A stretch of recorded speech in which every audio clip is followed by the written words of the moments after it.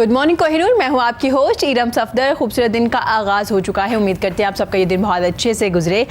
नाजरीन, हज़रत अली रज़ी अल्लाह तआला अन्हु का कौल है कि ज़िंदगी दो दिन की है, एक दिन आपके हक़ में होगा और एक दिन आपके मुखालिफ होगा। जिस दिन आपके हक़ में जो दिन होगा उस दिन आपने गरूर नहीं करना, और जो दिन आपके मुखालिफ होगा उस दिन आपने बिल्कुल सब्र करना है। सब्र का दामन हाथ से नहीं छोड़ना। अगर बात की जाए मुआफ़ी की, आज हम बात करते हैं मुआफ़ी कौन लोग देते हैं, कौन लोग नहीं देते। मुआफ़ी के बारे में कहा गया है कि मुआफ़ी वही लोग देते हैं जो अंदर से मजबूत होते हैं। खोखले इंसान सिर्फ बदले की आग में जलते हैं। एक बड़ी अहम बात है आज के दौर में। अगर हमसे कोई गलती हो जाए तो हम फ़ौरन से मुआफ़ी मांग लेते हैं और हमें लगता है कि ठीक है, गलती इतनी बड़ी नहीं है कि मुझे मुआफ़ ना किया जाए। लेकिन अगर किसी से कोई गलती हो जाए, छोटा सा हमारा नुकसान हो जाए या कुछ भी हो जाए, अगर वो आपसे मुआफ़ी चाहते हैं तो हम जजमेंटल हो जाते हैं, हम उन्हें मुआफ़ी नहीं देते। हम सोच में पड़ जाते हैं कि भाई इन्होंने तो बहुत बड़ा गुनाह कर दिया, शायद इसकी कोई मुआफ़ी ही नहीं है, तो माफ़ कर देना चाहिए। अगर आप माफ़ कर देते हैं तो आपको खुद भी दिली सुकून मिलता है और अगले को भी आसानी हो जाती है। और जब आप दूसरों के लिए आसानी पैदा करते हैं तो अल्लाह ताला आपके लिए भी आसानियाँ पैदा करना शुरू कर देता है। आज के शो की बात करें तो जनाब आज हम बात करेंगे डिज़ाइनिंग के बारे में, मेंस वेयर के बारे में। कि एक वक्त था सिर्फ ख़वातीन इस बारे में कॉन्शियस होती थी कि हमें डिज़ाइनर वेयर पहने, लेकिन आजकल मर्द हज़रात भी काफ़ी कॉन्शियस नज़र आते हैं। क्यों जी? क्योंकि आप देखते हैं कि आजकल कंपटीशन बहुत ज़्यादा हो गया है कि अगर ख़वातीन डिज़ाइनर वेयर करती हैं तो मर्द को भी होता है कि भाई मैं भी कोई अच्छे से डिज़ाइनर के कपड़े पहनूं। चाहे आप किसी ऑफिस में जा रहे हैं, अगर आपकी शादी है या कोई भी इवेंट है तो आप अपना एक डिज़ाइनर हायर करते हैं, आप उनके पास जाते हैं। तो मेंस वेयर के बारे में आज हम बात करेंगे कि जो डिज़ाइनर है मर्द हज़रात के किस तरह के डिज़ाइन कपड़े करता है और उन्हें किस तरह के वेयर करने चाहिए, उनके कलर कैसे होने चाहिए। अगर विंटर है, समर है, क्या मर्द हज़रात के लिए भी डिफरेंट कलर्स होते हैं? क्या अगर वो ऑफिस जा रहे हैं तो उन्हें कैसे कपड़े पहनने चाहिए, अगर वो किसी इवेंट पर जा रहे हैं तो कैसे कपड़े होने चाहिए। इन चीज़ों के बारे में भी बात करेंगे। आज हम टूरिज़्म के बारे में बात करेंगे, वादी कैलाश के बारे में बात करेंगे, जिन्हें कहा जाता है कि जी जन्नत की तरह खूबसूरत है। और इसमें आज हम बात करेंगे क्योंकि ये गवर्नमेंट जो है टूरिज़्म को बहुत ज़्यादा प्रमोट कर रही है, लेकिन उसके बावजूद कुछ प्रॉब्लम्स हैं। क्या क्या प्रॉब्लम्स हैं, किस तरह से इन प्रॉब्लम से निकला जा सकता है, क्योंकि हम किस तरह से टूरिज़्म को मज़ीद प्रमोट कर सकते हैं। तो जनाब आज हम टूरिज़्म पे भी बात करेंगे। सबसे पहले मैं वेलकम करना चाहूँगी अपने बड़े प्यारे डिज़ाइनर का, जो खुद भी बहुत प्यारे, उनके डिज़ाइन भी बहुत प्यारे होते हैं। और अगर आप चाहते हैं कि आप अपनी शादी पे या किसी भी इवेंट पे खूबसूरत लगे, सबसे मुनफरिद लगे, तो उसके लिए आपको हमारे डिज़ाइनर के पास जाना होगा, उनसे राबता करना पड़ेगा, क्योंकि वो आपकी पर्सनैलिटी के मुताबिक डिज़ाइन करते हैं। तो मैं वेलकम करना चाहूँगी उसामा आलिम का। Welcome to the show Usama, कैसे हैं आप? अल्हम्दुलिल्लाह, बताएं। ठीक, मैं बिल्कुल ठीक हूँ। और जी इनके साथ हमारे बड़े ज़बरदस्त मेहमान हैं, सोशल वर्कर हैं, वॉइस चेयरमैन हैं ताबा फाउंडेशन के। मैं वेलकम करना चाहूँगी जी खालिद महमूद का। Welcome to the show. कैसे हैं आप? जी अल्लाह का शुक्र, आप खैरियत से हैं? मैं बिल्कुल ठीक। आपको भी अपने शो में देखकर बहुत अच्छा लगा। और जी बहुत दूर से आए हैं आज हमारे मेहमान। पहले तो हम पंजाब में उनको वेलकम करेंगे जी, और उसके बाद उनकी वादी के बारे में बात करेंगे, कितनी खूबसूरत है इनकी वादी। मैं वेलकम करना चाहूँगी रहमत ज़ार का। कैसे आप? शुक्र अल्हम्दुलिल्लाह, शुक्र आपके दुआ। बहुत अच्छा लगा जी आपको भी अपने शो में देख के। कैसी है आपकी वादी? पाकिस्तान तो बहुत खूबसूरत है और आपकी वादी के बारे में भी कहा जाता है बहुत खूबसूरत है। हाँ, वादी खूबसूरत है, थोड़ा बहुत हम पीछे है, लेकिन लोग पाकिस्तान में ऐसे सोचता है कि बिल्कुल नुमाया है। कैलाश जो है इंडिजिनस पीपल और दुनिया में कहीं नहीं है, सिर्फ लोग दुनिया में कैलाश देखने के लिए आते हैं, तो जी कैलाशों को देखने के लिए आता है। चित्राल खास कर इसीलिए वो टूरिज़्म भी डेवलप हो रहा है कि कैलाश देखने के लिए। उसका ड्रेस जो है काला ड्रेस जो है, उसको उसका जो टोपी है, वो जो कल्चर है जो यहाँ कहीं भी नहीं है, पूरा दुनिया में नहीं है, सिर्फ कैलाश में है। चित्राल में भी वैसे जगह में है, तीनों वैलीज पे है, रुम्बूर, बुम्बुरत, बिरीरी, इस तीनों वैलीज से अलावा और कहीं नहीं है वो। जी ठीक हो गया, तो ये आपका कल्चर है। अच्छा मुझे बताइएगा, चित्राल में एक इवेंट भी होता है, साल में एक बार होता है या दो बार होता है? काफ़ी लोग वहाँ से आते हैं, बैरून ममालिक से भी काफ़ी लोग आते हैं विजिट करने के लिए। असल पे कैलाश वैली में, कैलाश में जो इवेंट होती है उनका 3-4 दफ़ा होती है, उसका मुख्तलिफ टाइम होती है सीजनों पे। जो उनका सबसे अभी माह पे होने वाला है 13 माह पे, इस पे ज़्यादातर रश होता है। लोग सारे ज़्यादा आते हैं, क्योंकि गर्मी के मौसम आ रहा है, इसीलिए लोग वहाँ वो देखने के लिए भी आ रहा है। वहाँ ठंडा जगह के लिए खूबसूरती भी है, इसीलिए लोग ज़्यादातर आते हैं। उसके बाद फिर उचाल नाम के एक इवेंट फिर आती है उनको, उचाल, ठीक है, वो 22 अगस्त पे आती है। ठीक है, वो भी इसी तरह चलता रहा। वो भी उनका जो वो है कल्चर के क्लास कल्चर है, जो जिस तरह से मौसम चेंज ही होते हैं काम में, वो भी इसी तरह से वो प्रोग्राम भी चलता रहता है। उसके बाद फिर एक चौमुस आती है उनका, चौमुस, वो बिल्कुल ऐसे सर्दी के मौसम पे आता है। सर्दी बिल्कुल बर्फ़बारी उसी टाइम पे भी बहुत, लेकिन उस 6 दिन का जो प्रोग्राम होती है उस पे मुसलमानों को इंटरव्यू नहीं देती है वहाँ, ठीक है। तो बिल्कुल सिर्फ कलाश लोग, दूर से जो मुसलमान है वो दूर से देखेगा, दूर से वो चीज़ वो करेगा। वो इस तरह जिस तरह से सुन्नी भाइयों ने हम कुर्बानी करती है, वो उसी दौरान वो इसी तरह हर घरों में कुर्बानी करती है। तो वो अपने तरीक़े से मनाते हैं, खुशियाँ मनाते हैं। इस तरह से 4 तरह की कल्चर है, 4 तरह के इवेंट्स होते हैं वहाँ पे कैलाश में, चित्राल में।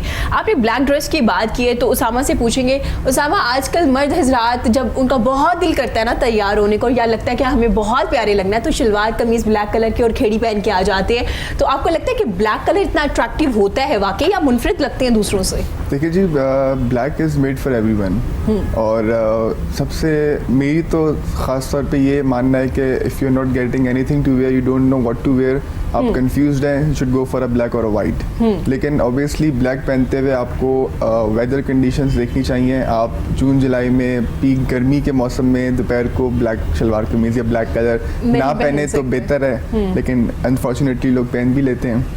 और ब्लैक ये है कि हर बंदे को सूट भी करता है, ऐसा ही है। इसका मतलब है मर्द हज़ार ज़्यादा कुछ फैशन करने की कोशिश करें, जो डिज़ाइनर के पास नहीं जाते तो वो ब्लैक कलर पहन लेते हैं, ऐसा ही है। सर से भी बात करेंगे। सर, आप माशाल्लाह सोशल एक्टिविस्ट भी हैं, आप यूनिवर्सिटीज़ के साथ भी मुंसलिक हैं, तो आप मुझे बताएंगे अपने इस ऑर्गेनाइजेशन के बारे में, ये जो आपने एक बनाया ताबा, इसका नाम किसने रखा और कब स्टार्ट किया आपने? इसके फाउंडर जी, उनका नाम आसिफ महमूद है जी, और ये 2010 में हमने स्टार्ट की थी। बेसिकली सूरह अल-माइदा की 2nd आयत है, वतावनु अलल बिर्रि व तक़वा। ये अल्लाह ताला की एक डायरेक्शन है कि अगर हम कोई इंडिविजुअली नेकी या अच्छे काम कर रहे हैं, वी शुड कोलैबोरेट और एक सिनर्जी क्रिएट करें। जब तक आप ऑर्गेनाइज नहीं होते तो आपका इम्पैक्ट चीज़ों का बड़ा नहीं होता, ठीक है। तो पाकिस्तान दुनिया में 7वें नंबर पे है जी, जो चैरिटी करता है और ऐसे कामों में है। वो ज़रा इंटरनेशनल मीडिया हमें ज़रा और तरह से दिखाता है, वरना 7वां number is not a bad figure. हमने ये प्लेटफॉर्म बनाया जी, बेसिकली हमारे जो पाकिस्तान के अंदर मुख्तलिफ सेक्टर्स हैं सोशल के, जिसमें हेल्थ है, एजुकेशन है, डिज़ास्टर मैनेजमेंट है और यूथ एक बड़ा इंपॉर्टेंट है। इसमें बेशुमार इनिशिएटिव्स ऑलरेडी लिए हुए हैं लोगों ने, ठीक है। ज़रूरत थी कि इसको हम ऑर्गेनाइज करते आपस में, ठीक है, और इसका इम्पैक्ट जो है वो मतलब लोगों तक उस तरीके से पहुंचे जिस तरह उसको, क्योंकि हर ऑर्गेनाइजेशन जो यहाँ पे काम कर रही है सोशल सेक्टर में, उसका at the end of the day एक शिकवा ये है कि जो उसका काम उस तरीके से नहीं हो पा रहा जिस तरह वो चाह रहे हैं, ठीक है। उसका सिर्फ हमारे ख्याल में एक ही वजह थी कि ये आइसोलेशन में काम कर रहे थे सारे। बिल्कुल।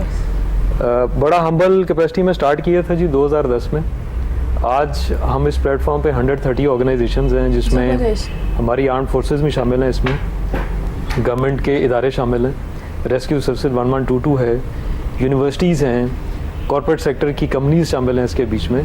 तो हमने इनको क्लब किया आपस में सबको, ठीक है। कमिंग ऑन टू यूथ, ये एक इम्पॉर्टेंट चीज़ है कि हम बीइंग पेरेंट्स, मतलब वालिदैन होने के नाते जी और बड़े होने के नाते, हमारा एक सबसे बड़ा शिकवा हमारे यूथ के साथ ये है कि जी इनकी डायरेक्शन ठीक नहीं है इस टाइम पे, ठीक है, ठीक है। और ये काफ़ी नहीं है कि सिर्फ उनको डांटा डपटा जाए या उनको सिर्फ इस चीज़ पे हाईलाइट किया जाए कि जी आप ख़राब हो रहे हैं। उनको प्लेटफॉर्म देना इज़ इम्पॉर्टेंट कि वो अब जो हम चाह रहे हैं वो उसको उस तरीके से आगे लेके चलें। 3 चीज़ें थी जिस पे हम फोकस थे और हैं इस टाइम पे। सबसे पहले है इंसानियत, कि आप एक अनटिल अनलेस आप एक बेहतरीन इंसान हो तो आप एक अच्छे मुसलमान नहीं हो सकते, और अगर आप एक प्रैक्टिकल मुस्लिम हैं तो then you can be a loyal Pakistani. तो हम प्रोफेशनलिज्म आ चुका है और वो इतना आ चुका है कि इंसानियत बहुत पीछे रह गई है। हम इसको बैलेंस करने की कोशिश कर रहे हैं कि यूनिवर्सिटीज़ में हमारे यूथ चैप्टर्स बने हुए हैं ताबा के, जी जिसमें डिफरेंट प्रोग्राम्स होते हैं उन यूनिवर्सिटीज़ की मैनेजमेंट के साथ मिलके। ठीक है। ये छोटी सी टीम बहुत बड़े बड़े प्रोजेक्ट्स कर रही होती है, हम उनको सिर्फ गाइड करते हैं और प्रोजेक्ट्स बना के देते हैं, कोऑर्डिनेट करते हैं, और जो जिन लोगों की इनके साथ अटैच होने की ज़रूरत है उनको इनके साथ लेके आते हैं।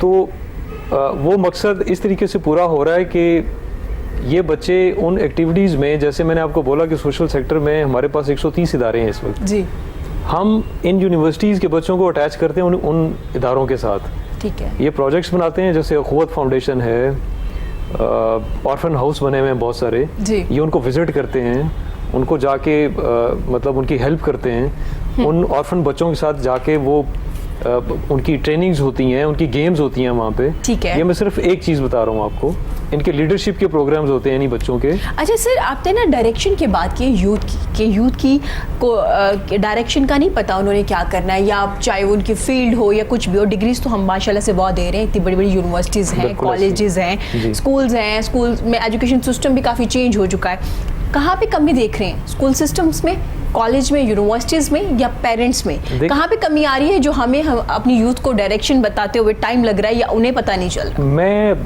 देखें, अगर मैं ऑनेस्टली स्पीकिंग, हम सब शामिल हैं इसमें, सारे सेगमेंट्स का कहीं ना कहीं पे अमल दखल कुछ ना कुछ है गड़बड़ बीच में। वो इस तरह से है कि स्कूलिंग जो है, मैंने मैट्रिक किया जी, तो मेरे जो मैथ के टीचर थे उनका एक्सीडेंट हुआ, तो उनके पाँव का मतलब मतलब नीचे से पाँव फ्रैक्चर हुआ।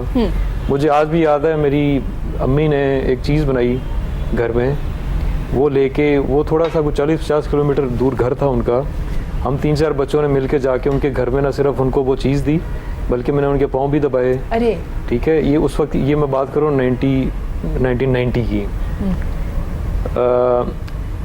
इस वाक़या को ज़रा आज अप्लाई करके देखें। अब तो बच्चा और बच्ची ये पूछने शुरू हो गए हैं कि मेरे राइट्स क्या हैं, आप क्या कर रहे हैं। वो वेस्टर्नाइजेशन, मैं बुरा नहीं कहता इसको, लेकिन जैसे ख़वातीन अगर गलत बेस लगा लें, गलत मेकअप कर लें तो रिएक्ट करता है। ठीक है, कोई दूसरा कल्चर इसके ऊपर आएगा तो वो उसको एब्जॉर्ब नहीं कर पाता ना। हम अपने कल्चर में रहेंगे ना उसे रहेंगे, तो आधा तीतर आधा बटेर वाला चक्कर है। स्कूलिंग वो नहीं रही, it has become more of a business उसकी वजह से। लेकिन टीचर्स हैं अभी भी, मतलब इसका मतलब ये हरगिज़ नहीं है कि सारा ख़राब हुआ है, लेकिन बिजनेस ओरिएंटेड हो गया स्कूल। अच्छा, बच्चा पहले तरबियत लेता था वहाँ पे जाके, टीचर की ऑनरशिप ये थी कि मैंने इस बच्चे को इंसान बनाना है। ठीक है, इस वक्त प्रोफेशनलिज्म है, तरबियत नहीं है। अच्छा सर, आपने जो एक छोटा सा वाक़या बताया आपने बचपन का या अपने स्कूल लाइफ का, उसमें आप मरहम जो लेके गए अपने उस्ताद के लिए, तो आपको नहीं लगता वो तरबियत घर से थी, आपकी मदर से, आपके फादर से आपको बताया गया था, एहसास दिलाया गया था कि टीचर का आपके साथ रिश्ता क्या है, वहाँ से सीख के आप स्कूल गए ना? तो आपको नहीं लगता कि घरों में थोड़ा सा मसला आ रहा है कि हम अपने बच्चों को टाइम नहीं उतना दे पा रहे, बच्चों को बता नहीं पा रहे रिश्तों के बारे में? एक फैक्टर ये वाला है, घर में जो अब पेरेंट्स बन रहे हैं वो जनरेशन का गैप आ चुका हुआ है। ठीक है, I am from a generation जिसके माँ बाप जो थे वो कंसर्न थे कि अगर स्कूल से एक शिकायत आती थी कि बच्चा या बच्ची का ये इशू है, तो बड़ा सीरियसली लेते थे उसको। ठीक है, आज अगर एक बच्चे को थोड़ा सा कोई बाजू से पकड़ के समझाए तो कानून हरकत में आता है कि जी बच्चे को हाथ ना लगाएं। मैं ये नहीं कहता कि आप मारें बच्चे को, लेकिन हमारे माँ बाप टीचर की बात को प्रायोरिटी देते थे, क्योंकि टीचर को पता था कि ये मेरा बच्चा अपना है और इसकी तरबियत करना मेरा फ़र्ज़ है। मेरे ख्याल में घर की तरबियत इज़ मोस्ट इम्पॉर्टेंट। मुझे उस उस्ताद से मोहब्बत थी और है भी, जिसने मुझे मजबूर किया था जी कि मैंने जब घर में ये जाके बताया कि हमारे एक टीचर का एक्सीडेंट हुआ है, तो मेरी अम्मी ने मुझे कहा कि बेटा आप और आपके जो दोस्त हैं साथ, आप मिल के जाएँ, उनको जाके पूछें भी। और मुझे एक नसीहत उन्होंने ये की थी कि आप उनकी टांगें दबाएंगे। अरे ठीक है, और उनसे आपने दुआ भी लेनी है। मैं आज इस फोरम से एक चीज़ बताऊं आपको जी, बड़ी may be it may sound weird. मेरे पेरेंट्स ने और मेरे जो अभी भी गाइड हैं उन्होंने ये बताया कि सक्सेस का फार्मूला जो है वो 70% दुआ है, 30% एफर्ट है। ट्रू। हर वो बच्चा और बच्ची जो अपनी माँ और अपने बाप और किसी बड़े से दुआ लेगा यहाँ से, तो 70% आपका जो प्रोजेक्ट, आपका जो कोई ऑब्जेक्टिव है, it is done, 30% is your effort. ये चीज़ आज मैं तो अपने बच्चों को बता सकता हूँ, मैं रिलेट कर रहा हूँ आपको यूनिवर्सिटीज़ के साथ। मैं जब भी यूनिवर्सिटीज़ में जाता हूँ, बच्चों के साथ गपशप होती है, तो मैं एक सवाल ज़रूर करता हूँ उनसे कि बेटा आप कहाँ से चले थे, आज आप कहाँ बैठे हुए हैं, आप में से कितने बच्चे और बच्चियाँ इस तरह के हैं जो यही चाहते थे जहाँ पे आप बैठे हुए हैं, तो उनमें सिर्फ 10% हाथ खड़ा करते हैं। इसका मतलब है डायरेक्शन का इशू तो आ गया बीच में, आ गया। ठीक, इट स्टार्ट्स फ्रॉम होम। आप ठीक कह रही हैं। सबसे पहले पेरेंट्स को इस तरह का होना चाहिए कि मतलब दोस्तों की तरह बच्चों के साथ आप चलें। आप हर वक्त डंडा और वो लेके अगर उनके साथ रहेंगे, वो आपके सामने नहीं करेंगे तो बाहर जाके कुछ करेंगे उसको। तो तरबियत, मैं आपको एक बात बता रहा था कि हमारा एक समर प्रोग्राम है लीडरशिप का जी, उसका नाम हमने रखा क्रेडल। क्रेडल इज़ माँ की गोद। माँ की गोद की जो निगहदाश्त है, ये वो स्कूल है जिसमें सेल्फलेस मोहब्बत है, तरबियत है और फ़िक्र है। ठीक है, ठीक है। माँ खराश आती है, माँ का कलेजा मुँह को आता है। इसका नाम हमने इसलिए क्रेडल रखा। ये 1 महीने का है और इसमें डिफरेंट स्कूल, कॉलेजेस और यूनिवर्सिटीज़ के बच्चे और बच्चियाँ starting from O level, A level, matric और उसके ऊपर इसमें शामिल होते हैं। और ये 30 दिन में तकरीबन 20 से 22 लोगों को मिलते हैं फ्रॉम गवर्नमेंट, कॉर्पोरेट और सोशल सेक्टर से। और ये वो लोग होते हैं जिन्होंने अपनी ज़िंदगियां वक्फ करके वो किसी जगह पे पहुंचे हुए हैं। मिसाल के तौर पे आर्मी को ले लें तो आर्मी के कोर कमांडर हैं लाहौर में, मेजर जनरल्स होते हैं। डॉक्टर रिजवान कुरैशी रिजवान हैं इसके रेस्क्यू सर्विस 1122 के। कमरान लशारी हैं। ठीक है। इसके बाद अगर आप सोशल सेक्टर में आए तो डॉक्टर अमजद साकिब हैं खोद फाउंडेशन के। ठीक है। शौकत खानम है। अगर आप कंपनीज़ में जाएं तो नेटसोल है, जैसे सलीम गौरी हैं। इस तरह के बहुत से CEOs हैं जिन्होंने बिल्कुल ग्राउंड से ऊपर उठे हैं। बिल्कुल। इस 1 महीने के प्रोग्राम में ये CEOs और ये जो हेड हैं ऑर्गेनाइजेशंस के, ये इनफॉर्मल सेशन करते हैं, अपनी स्टोरीज बताते हैं कि बेटा हम चले कहाँ से, पहुँचे कहाँ पे हैं। तो ये एक रात की बात नहीं है। ट्रू, ठीक है। ये एक रात की बात नहीं है। कामयाबी एक दिन में नहीं मिलती, एक रात में नहीं मिलती। जिनको एक दिन या रात में मिलती है ना, वो स्टे नहीं करती, वो ख़त्म हो जाती, उनका नाम नहीं रहता। उसामा से बात करेंगे। उसामा, टीचर्स की बात हो रही थी, स्कूल के टीचर्स याद है? कौन से वाले, जिनसे बहुत प्यार था या जिन्होंने मारा था? 2 तरह के टीचर्स याद रहते हैं ना सर आपको ज़िंदगी में। हमारे असल में टेन्योर में कोई ऐसा टीचर था जिसने हमें मारा नहीं या हाथ लगाया, लेकिन ये था कि हम लोग लाइव ऑन एयर है इसलिए नहीं कह रहे, लेकिन हम लोग अपने टीचर से वैसे ही बहुत क्लोज थे। हमारा O लेवल सा या A लेवल सा, इवन यूनिवर्सिटी थी, तो हम लोग अभी भी इनफैक्ट उन टीचर से इन टच भी हैं। ज़बरदस्त। तो ये होता है कि उनसे हमारा एक फैमिली वाला रिलेशन था कि हमारी फैमिली भी उनसे इंटरेक्शन था उन फैमिलीज़ का, प्लस उन्होंने भी हमें बच्चों की तरह रखा हुआ था। Very nice. अच्छा उसामा, फॉलो किया कभी टीचर्स को? अक्सर होता है ना, बच्चे फॉलो करते हैं अपने टीचर्स को। जैसे मैं अपनी एक टीचर को बड़ा फॉलो करती थी कि आज इन्होंने बड़े अच्छे कपड़े पहने हुए हैं, आज ये बड़ी खूबसूरत लग रही है, आज इन्होंने बड़ी अच्छी बात की। तो कभी फॉलो किया किसी टीचर को, मेल और फीमेल बहुत?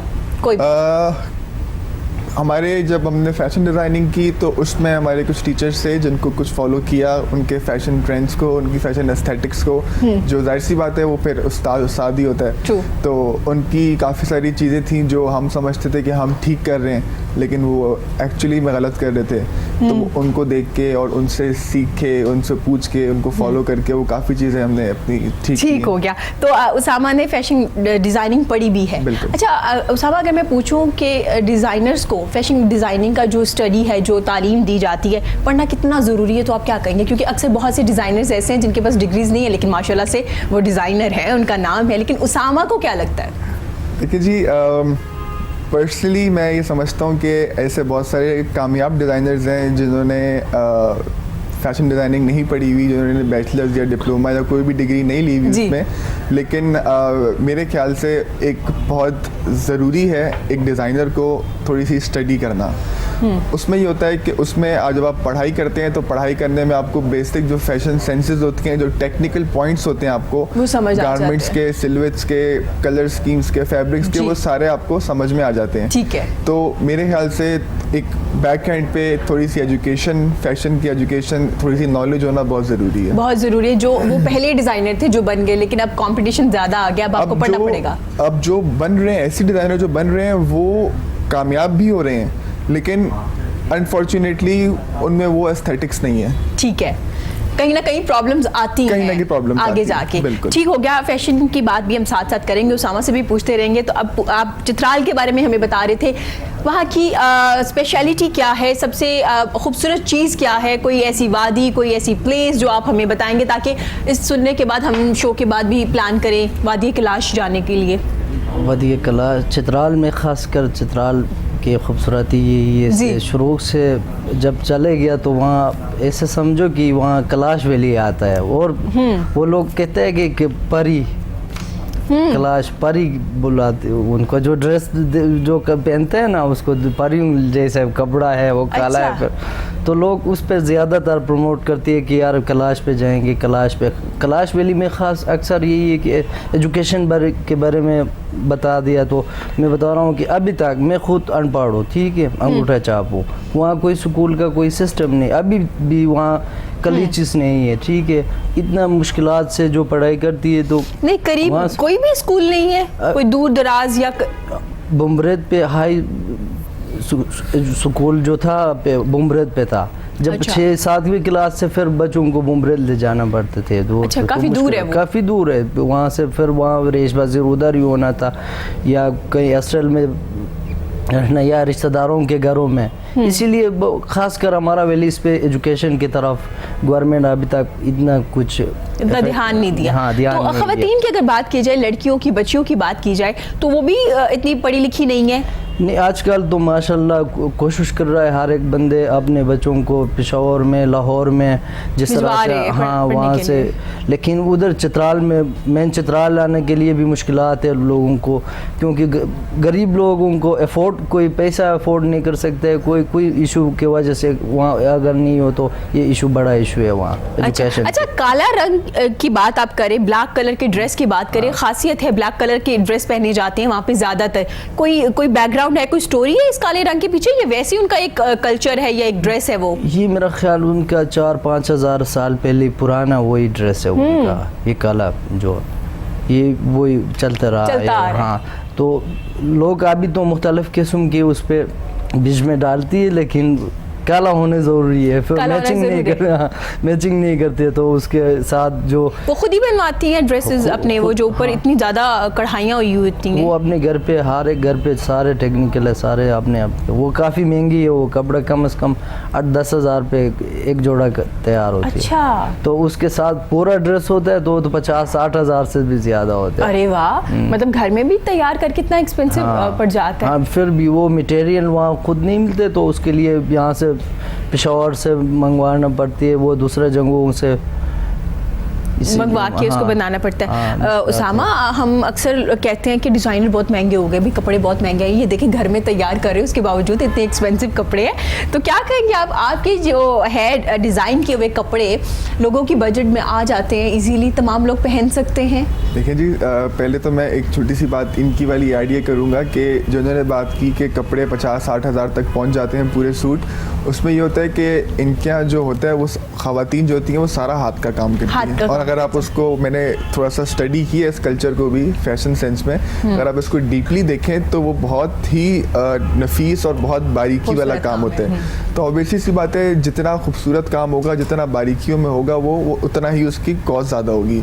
और मेरा ख्याल से अगर ये इनका कल्चर या इनके जो हाथ के काम के कपड़े हैं और जो इनका जितने भी काम होता है उसके अंदर, अगर इसको हम लोग अपनी मेन स्ट्रीम फैशन लाइन में लेकर आएँ तो मेरा ख्याल है एक बहुत डिफरेंट चीज़ होगी, बहुत मज़ेदार कलर, और ख़ासतौर जो कलर कॉम्बिनेशंस इनके होते हैं वो एक लर्निंग प्रोसेस है। मेरा ख्याल है कि हमें वहाँ से इंस्पिरेशंस लेनी चाहिए। बिल्कुल, और डिज़ाइनर्स को वहाँ से बनवा के यहाँ पे भी सेल करने चाहिए वैसे कपड़े, ताकि सोर्स ऑफ इनकम भी हो जाए और डिज़ाइनर के लिए जो आसानी भी हो जाए। इतना नफीस काम, क्योंकि आप लोग भी करवा रहे होती हो तो एक्सपेंसिव पड़ जाता है। तो आपके कपड़े बजट में आ जाते हैं? मेरा सवाल फिर वही है, तमाम लोग खरीद सकते हैं? हमारे कपड़े काफ़ी बजट में जी, हम लोग ख़ास तौर पे जब हम कुछ चीज़ डिज़ाइन करते हैं तो हम लोग बजट को बहुत ज़्यादा एक वैल्यू रखते हैं अपने लिहाज से।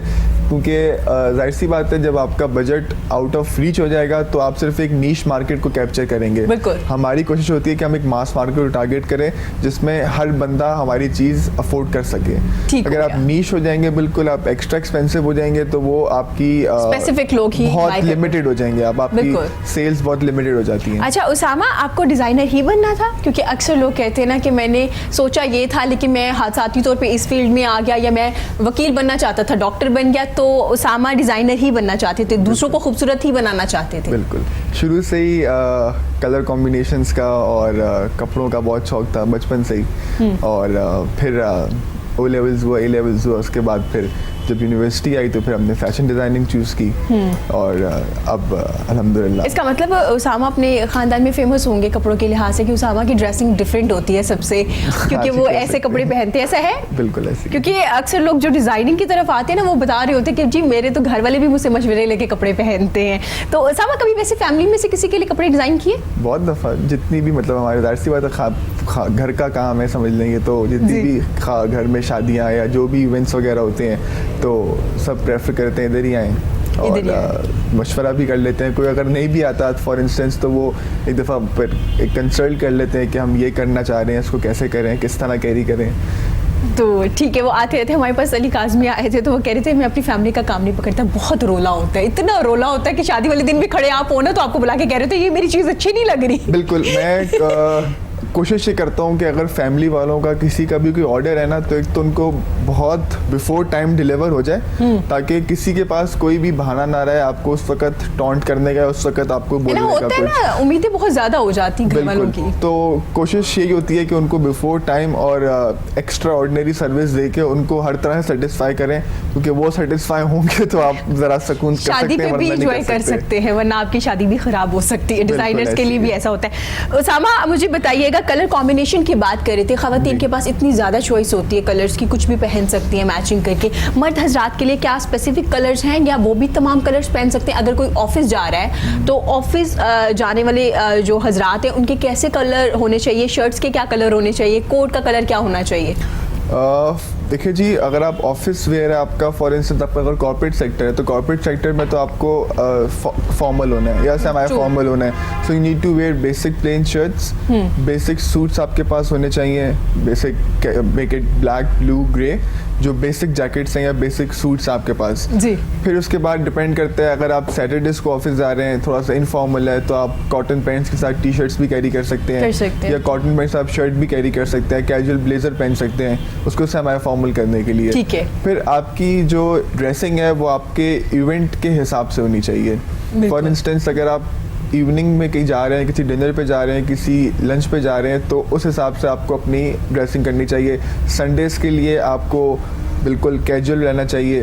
इट ऑल डिपेंड्स कि आपका सर्कल क्या है, इट ऑल डिपेंड्स कि आप किस जगह पे जा रहे हैं और आप किस तरह के गैदरिंग में जा रहे हैं। अच्छा उसामा, कुछ लोग कहते हैं कि आप अपनी ड्रेसिंग जो है ना अपनी डेजिग्नेशन के मुताबिक कीजिए। अगर आप सीईओ हैं तो आपको सीईओ ही लगना चाहिए, ये ना हो कि आपके जो जूनियर्स हैं वो सीईओ लग रहे हो और आप इतने कैजुअल हो तो आपको कोई मान ही ना रहा हो कि आप सीईओ हैं। देखिए जी, ड्रेसिंग जो होती है ना, मेरे ख्याल से वो आपकी पोस्ट या आपकी वेल्थ या आपकी उस पर मैटर नहीं करती। ठीक है। ये एक शौक की बात होती है। ठीक है। मैंने बहुत सारे ऐसे कंपनीज के, बहुत बड़ी कंपनीज के डायरेक्टर, सीईओज देखे हैं जो आपको लगता है कि ये कोई मैनेजर लेवल पे हैं। ठीक है। उनको ड्रेसिंग का शौक नहीं है।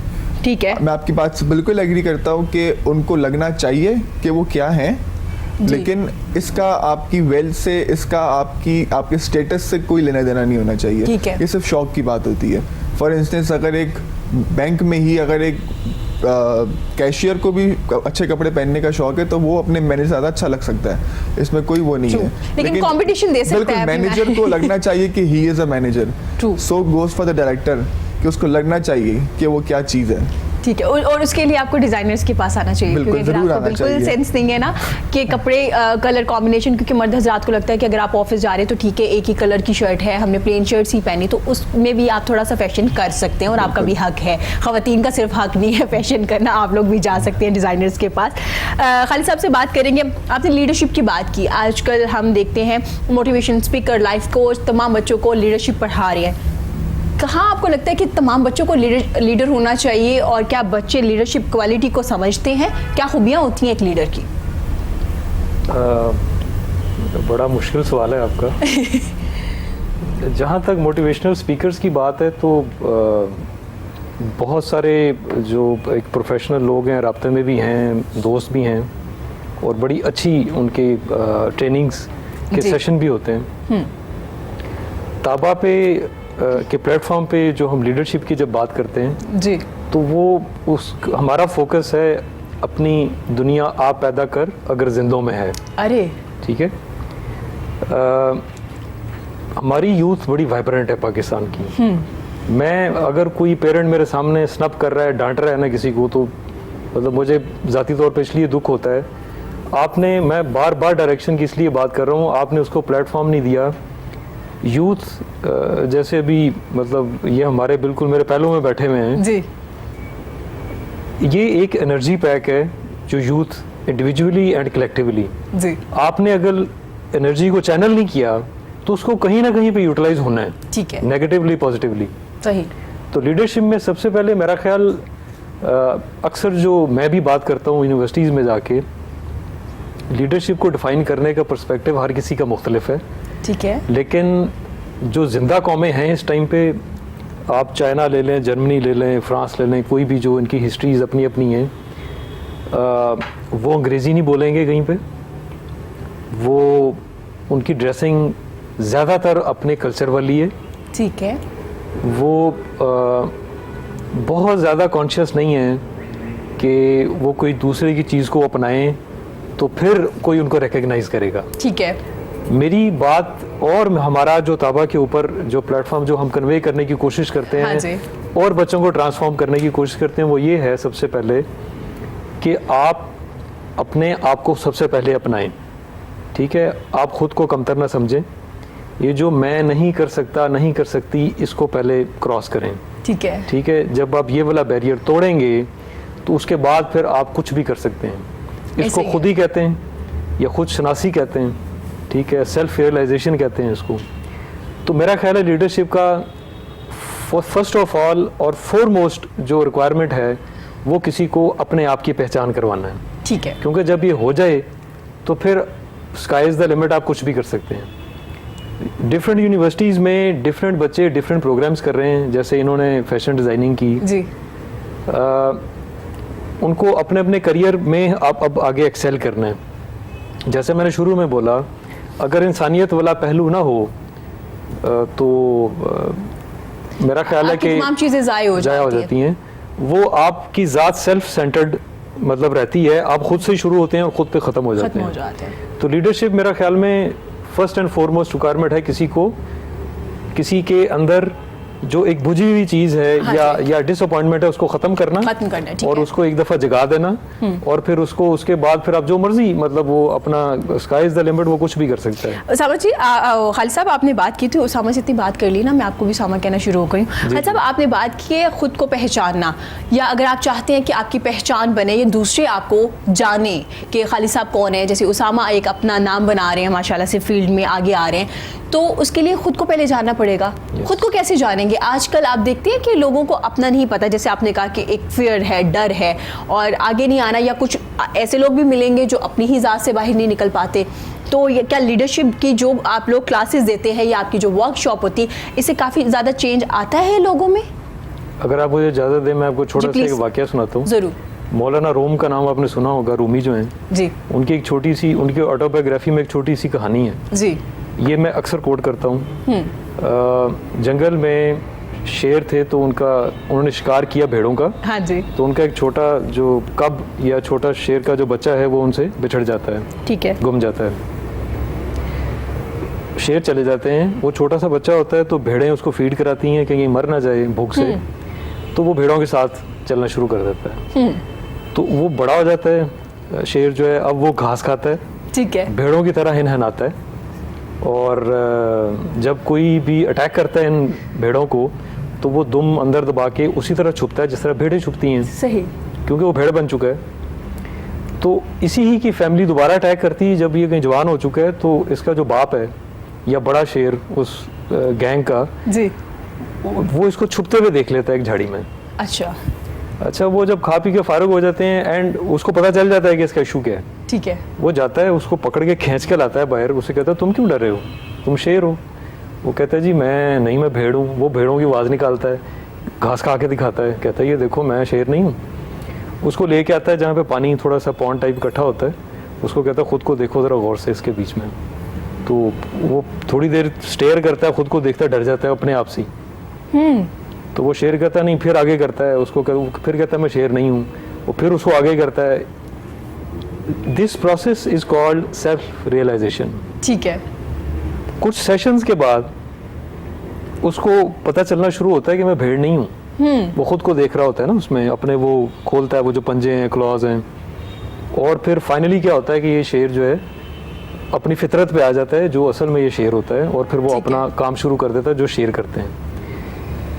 मौलाना रूम ने इस कहानी के थ्रू हमें ये बताने की कोशिश की कि हमें ज़िंदगी में एक गाइड, एक दोस्त, एक माँ, एक बाप, वो कोई भी हो सकता है, ठीक है, एक चाहिए होता है जो आपको, हम जो सारे यहाँ पे बैठे हुए हैं, हम अपनी फैमिलीज़ में डिफरेंट बैकग्राउंड्स के डिफरेंट फैक्टर्स ने हमें बड़ा किया है, स्कूल ने, कॉलेज ने, यूनिवर्सिटी ने, ठीक है।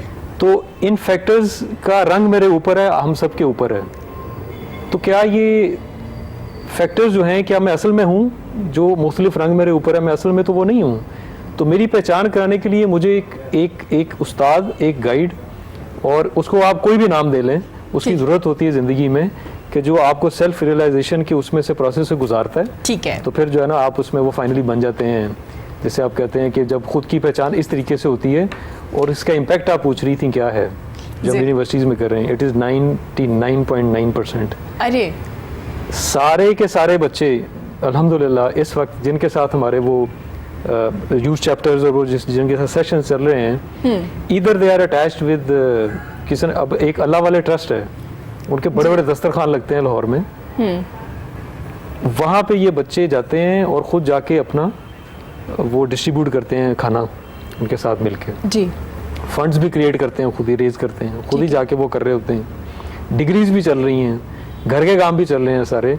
इन बच्चों के पास ये पहले डायरेक्शन नहीं थी, ठीक है, और उनमें से 2 बच्चे ऐसे हैं जिन्होंने इंडिपेंडेंट अपना एक काम स्टार्ट कर लिया हुआ है। उन्होंने अपनी ज़िंदगी का मकसद ये बना लिया है कि बिजनेस या एंटरप्रेन्योरशिप तो मैंने करनी है, लेकिन मैं इसलिए करूँगा।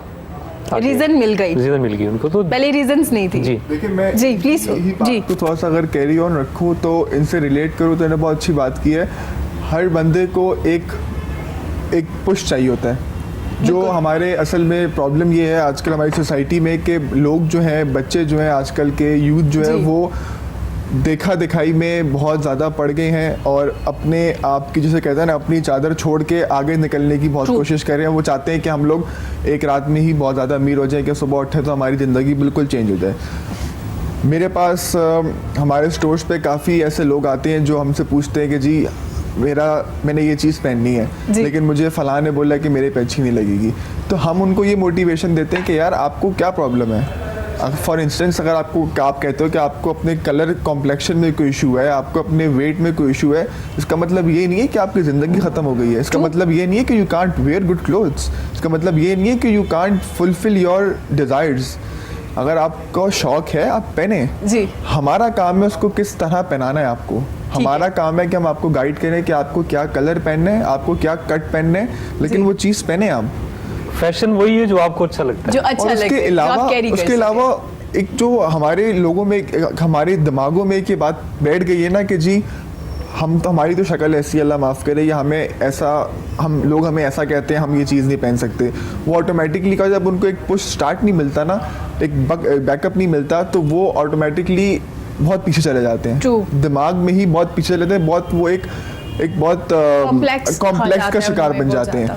तो हम लोगों को चाहिए, हमारी सोसाइटी को चाहिए, जिस तरह हमारे भाई बहुत अच्छा काम कर रहे हैं, इन लोगों को हम अपनी सोसाइटी में एक पुश स्टार्ट देना चाहिए। ज़रूरत है इनको बकअप करने की। अच्छा उसामा, जैसे आप बात करें कि लोग शक्ल, रंग, आपकी जिसामत पे भी बात करते हैं। अगर आप बहुत मोटे हैं तो भी, अगर बहुत ज़्यादा स्किनी है तो भी लोग बहुत बातें करते हैं। तो अल्लाह ताला ने तो तमाम लोगों को इतना खूबसूरत बनाया। अब ये देखें ना, हम सबकी शक्लें मैच नहीं हो रही। इससे ज़्यादा खूबसूरती क्या है? हर किसी का अपना एक रंग है, और वैसे भी हम एशियंस हैं, हम इतने गोरे नहीं हो सकते। हमारी जो स्किन टोन है वो ब्राउन ही है। या आपने बड़ी अच्छी बात की कि डिज़ाइनर, जैसे फॉर एग्जाम्पल आप अपनी फील्ड में हैं तो आप लोगों को मोटिवेट करते हैं, जैसे सर अपने तौर पे अगर किसी ने कोई फील्ड चूज़ करनी है तो वो उन्हें मोटिवेट करते हैं, तो आपके पास ऐसे लोग आते हैं? कोई ऐसा बंदा है जिसको आपने बहुत मोटिवेट किया और माशाल्लाह से फिर उसने हर फील्ड में कामयाबियाँ हासिल की, जब उसमें ये कॉन्फिडेंस आया? क्योंकि कपड़े पहनने से आप में कॉन्फिडेंस भी आता है अगर आप अच्छे क्लॉथ्स पहनते हैं। बिल्कुल, हम लोग ये करते हैं, मेरी बज़ाहिर कोशिश ये होती है कि अगर कोई हमारे पास क्लाइंट आया है तो वो हम उसको हर तरह से सेटिस्फाई करके भेजें कि फिर भी मैं वो बात करूँगा, जो वो चाहता है पहनना वो उसको पहनाया जाए, ठीक है, वो पहने, ताकि उसके दिमाग से एक फैक्टर बाहर आ जाए कि यार ही इज़ द बेस्ट, ठीक है, वो हर चीज़ पहन ले और वो एक उसका कॉन्फिडेंस लेवल ऑटोमेटिकली बिल्डअप हो जाए। दूसरी चीज़ ये होती है कि एक बहुत आउट ऑफ द वे बात है कि जब हम किसी की मेजरमेंट्स लेते हैं तो हम उसको ये टारगेट देते हैं, और हम थोड़ा सा फिटिंग में इसका साइज़ रखते हैं, उसको हम टारगेट देते हैं कि अगर आपको अपना वेट लूज़ करना है, जब ये आपका गारमेंट तैयार होकर आएगा तो आपको इसके अंदर ही फिट इन होना है। अरे गुड। तो वो उसके लिए क्या होता है, ऑटोमेटिकली एक मोटिवेशन हो जाती है कि यार मैंने इतना वेट लूज़ करूँगा तो मैं इसके अंदर फिट आऊँगा। Very nice. तो वो अल्हम्दुलिल्लाह हम जब ये करना शुरू करते हैं तो फिर काफ़ी लोग जो है वो उस टारगेट को लेकर अच्छा, माशाल्लाह ये पहले डिजाइनर है जो लोगों का वेट कम कराने में भी एक अहम किरदार अदा कर रहे हैं, उनको टारगेट दे रहे हैं कि भाई कोई बात नहीं, आप बहुत खूबसूरत है, बहुत अच्छे, लेकिन थोड़ा सा वेट कम कर लीजिए, उसके लिए अगर आप ये ड्रेस पहनना चाहते हैं। जबरदस्त, वेरी नाइस। डिजाइनर्स को ऐसा भी होना चाहिए। यहाँ वक्त तो छोटी सी ब्रेक के बाद हाजिर होते हैं, हमारे साथ रहिएगा।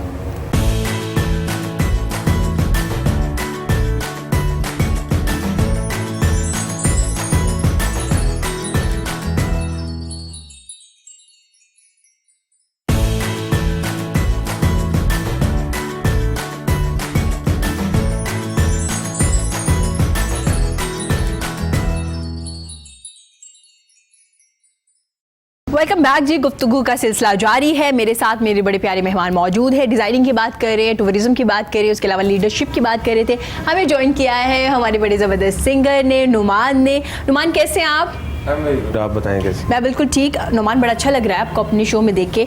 नुमान आप सिंगिंग करते हैं, माशाल्लाह एक ज़बरदस्त सिंगर भी हैं, तो कितना टाइम हो गया नुमान को सिंगिंग करते हुए? प्रोफेशनली लाइक मुझे हो गया 3 to 4 years। उसमें मैंने 2 म्यूज़िक ट्रैक्स किए हैं और उससे आगे मैं काम कर रहा हूँ, ठीक है। जल्दी आपको नया काम रिलीज होगा तो मैं आपको सुनाऊंगा, और 2 प्रोजेक्ट्स मैंने अभी तक किए हैं। अभी तक 2 प्रोजेक्ट किए हैं, ज़बरदस्त। तो नुमान आपको सिंगर ही बनना था? एक्चुअली जो सेल्फ रियलाइजेशन है वो काफ़ी बाद में होती है आपको। In the beginning you never know कि आप किस तरफ जा रहे हैं, किस तरफ जाएंगे। बेसिकली मेरी जो एजुकेशन है वो इंजीनियरिंग में है, ठीक है। I am bachelors in civil engineering, ठीक है। आगे मैं एमफिल्स भी कर रहा हूँ, लेकिन जो म्यूज़िक है वो आर्टिस्ट बाय बर्थ होता है, ठीक है। तो जो आपको आहिस्ता आहिस्ता जब मैच्योरिटी आती है तो आपकी सेल्फ रियलाइजेशन से आपको पता चलता है that you are an artist, ठीक है, ठीक है। आई स्टार्टेड सिंगिंग मैंने आई वाज इन यूनिवर्सिटी, सो उसके बाद फिर मैंने इसको आहिस्ता आहिस्ता प्रोफेशनली कमर्शियली इसको करना शुरू किया। अच्छा, तो नुमान को किसने बताया? क्योंकि आपने जैसे कहा कि बाय बर्थ आर्टिस्ट होता है, बनता नहीं है। जैसे शायर होते हैं वो हर कोई नहीं बन सकता, हर कोई लिख नहीं सकता। तो नुमान को किसने बताया? उनके फ्रेंड्स ने बताया कि नुमान बहुत अच्छा सिंगर है? पेरेंट्स ने, फैमिली ने, टीचर्स ने? एक्चुअली जो सब कॉन्शियस में थोड़ा सा याद है मुझे कि जब मैं बहुत छोटा था तो इट वाज लाइक कि वो जो नात होती है ना, आप किसी भी फैमिली गैदरिंग में, तो मुझे पता नहीं होता था कि ये क्या है।